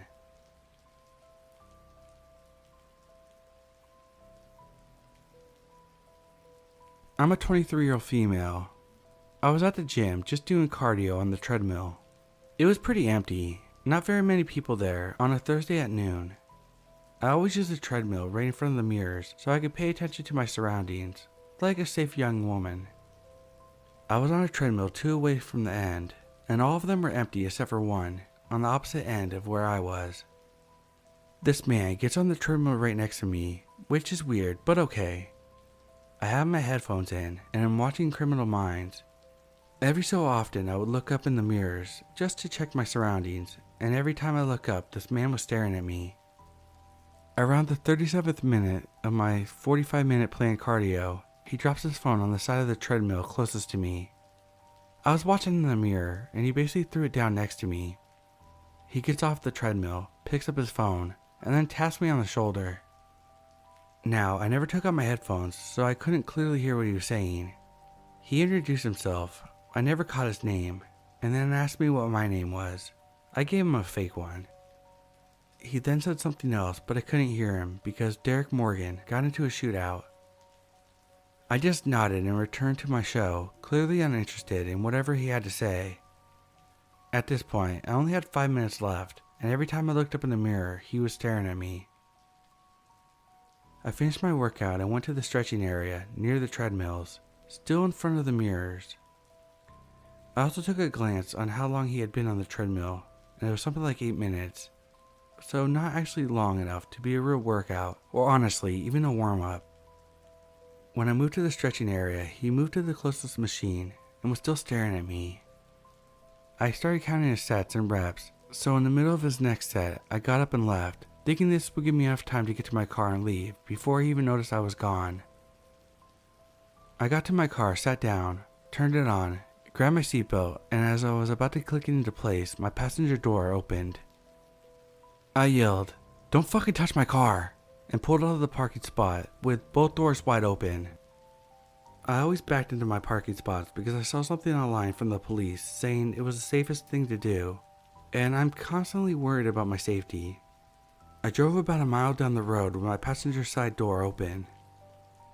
The next day I went into the gym to report him, but like I said, I never got his name, and the gym didn't want to look at the cameras with me there, and said once they figured out who it was, they would talk to him, which didn't really feel like they were going to do anything about the situation. So next week I canceled my membership, and I've never been back.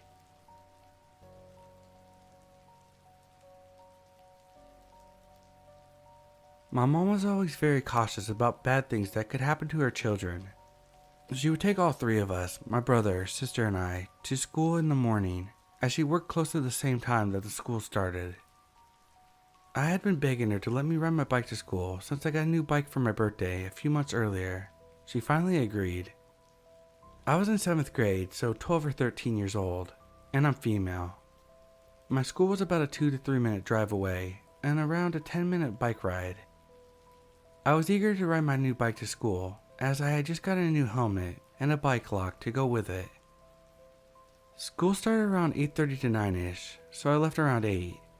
I like to hang out with my friends before school started, so I would always go a little earlier.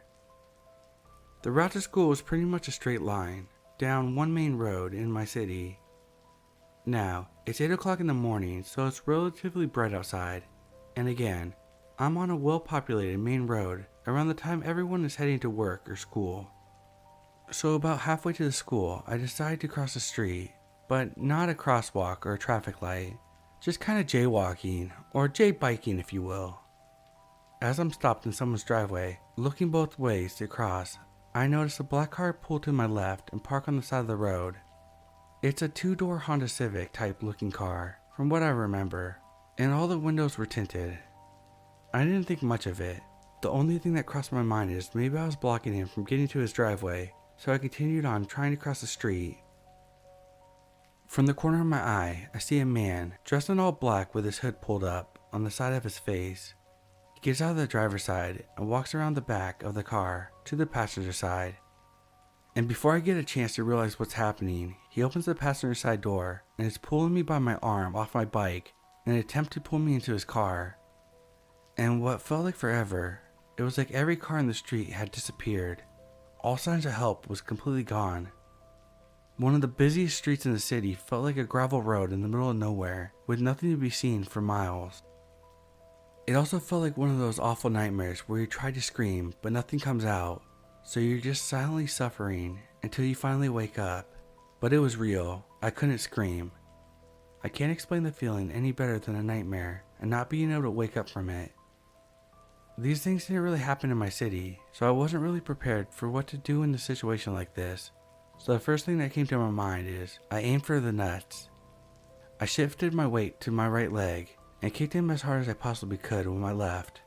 I landed the kick, which I recall actually hurt my ankle a bit, so I could only imagine what it felt like on the receiving end, and he instantly let go. I didn't even look before I crossed the street, biking as fast as I possibly could. I remember trying to turn around to see the license plate, but my eyes were watery from the tears streaming down from them, and it still felt like making any noise was impossible. I knew my mom would have been at work by now, so I just continued biking to school, silently crying the entire way. I pulled into the schoolyard and dropped my bike. I didn't care to even lock it, or ever ride it anywhere again, frankly. My school's front doors are locked 24/7, and you had to ring a doorbell to get in, so I did exactly that. The secretary reminded me that I still had time to play outside before class started, and that's when I finally began to speak again. "I need to call my mom," I screamed. The door opened instantly. I explained what happened to the secretary, then the principal, my mom, and finally the police, who I refused to talk to until I spoke with my mom. The police arrived at my school shortly after and took my statement. Then I went to the station after school to make another with my mom. A business across the street from where this happened had video surveillance, but it only captured the bottom 6 inches of the guy's car pulling up, his footsteps around the back of his car, and then pulling away shortly after. Basically no solid leads on who this prick was. A guy with the same body description and car description went on to attempt to kidnap 3 other girls, but was never caught. I don't believe in God, but I do pray that he was never successful.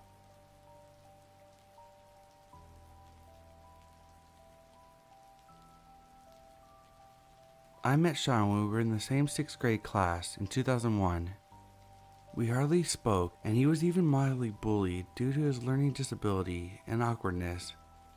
He left school the next year, and I never thought anything of him. In 2005, I received an MSN request from him and accepted. He asked me out on a date, claiming that he always had a crush on me. I wasn't too alarmed and even flattered that he remembered me after all those years. The date was terrible and uncomfortable. He would constantly try to grab and kiss me, resulting in me telling him I wasn't interested in dating him and his behavior was inappropriate. He apologized and we became friends, but I kept him at a semi-safe distance. For years, he would ask me out and consistently try to grope me whenever I was around him, which was rarely. After I finally cut him off, he began showing up at my work, and then the blackmail started. Sean claimed I owed him money for things that didn't exist, and demanded instead of money, I send him nudes. At this point, I was in a serious relationship with my now wife. I blocked him on everything after this, and while demanding nudes, he also claimed that he wanted to move in with my wife and I, and donate his sperm to us. A few months later, he had been completely radio silent. I had a pretty wicked operation that left me bedridden for months, as they inserted rods into both my legs, thus unable to walk for 6 weeks. One night shortly after my surgery, my best friend was over at my house. She was supposed to go home, but instead ended up staying that night, as I was home alone and she wanted to make sure I was okay. At around midnight, my front door, which was locked, opened, and Sean starts to walk into my basement where I was recovering. He was in absolute shock when he saw my friend sitting there. "What the fuck are you doing here?" My friend got up and started yelling at him, and he ran out of the house like a bat out of hell. I never heard from him ever again, on anything. After he left, my friend turned to me and said, "What if I wasn't here?" I don't want to know.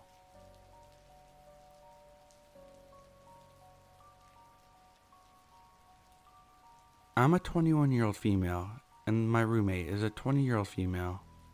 We live in the apartment on the bottom floor of the complex. For a long time, we had no issues at the apartment, other than slow maintenance, until our 7th month residing, and then we believe we gained a stalker. The first incident happened when my roommate was on vacation. On her last day, she told me that she'd be coming home that night, or in the morning, so I left the front door unlocked and forgot to lock the back door. Around 4 a.m., I was up watching TV when I heard the bedroom door creak slightly open, to which my dog let out a growl, and then it closed. At first I didn't think much of it. I was used to my roommate opening her door to check on me, and thought my roommate was just getting home. I woke my boyfriend up, and he went out to go see if she got home. To my surprise, she wasn't home yet, and the blinds to the back door were swinging back and forth, as if someone had just closed it really fast. The second incident occurred not long after the first. My bedroom has a window that someone could stand in front of outside. During the day, I leave my blinds open to let the natural light in, and occasionally I leave the blinds open during the night because I have trouble waking up without the lights coming in. It was around 5 a.m. and I was up with insomnia watching TV. Out of the corner of my eye, I saw a man standing there, staring in. I had no idea how long he was standing there. I scream, "Oh God, there's a person!" My boyfriend runs outside and tries to get a glimpse of them. The guy just runs off. The next day I file a police report, and the police start sitting outside the apartment during the general hours of the incident. A month goes by, no more incidents, until Mother's Day. At around noon, I left to go to my mom's, taking my dog with me. I specifically remember cleaning that morning, and when I clean, I make sure every item's in its place. A few hours go by and my roommate FaceTimes me and asks me why I left the bar stool outside. I knew for a fact I didn't, and I asked her to show me where the bar stool was. She turned the camera and showed me, and it dawned on me. The bar stool was directly in front of her window, which is higher up. My roommate hadn't locked the back door after taking the dog out for a pee, but she had locked her bedroom door since she was taking a nap. The assumption is he came inside, tried to open her door, was unsuccessful, and took the chair outside to try to look in that way. There were no more incidents after that I know of, and I currently still live here.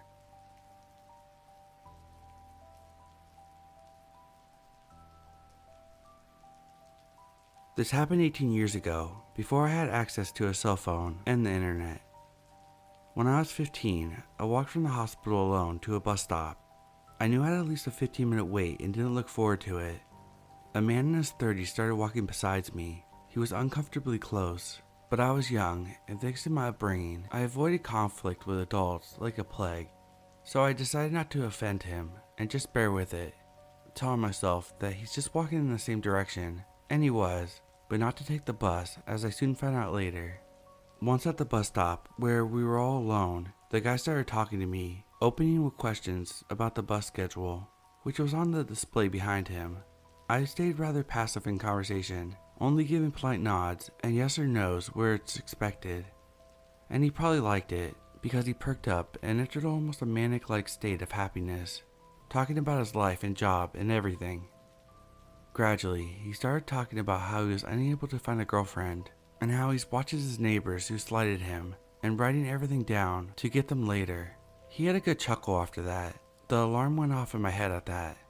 The bus was now approaching and it became clear that I was going to board the bus, but he was not. He snatched my ticket before I got my wits about me, and I thought he was going to destroy it to prevent me from boarding, but no.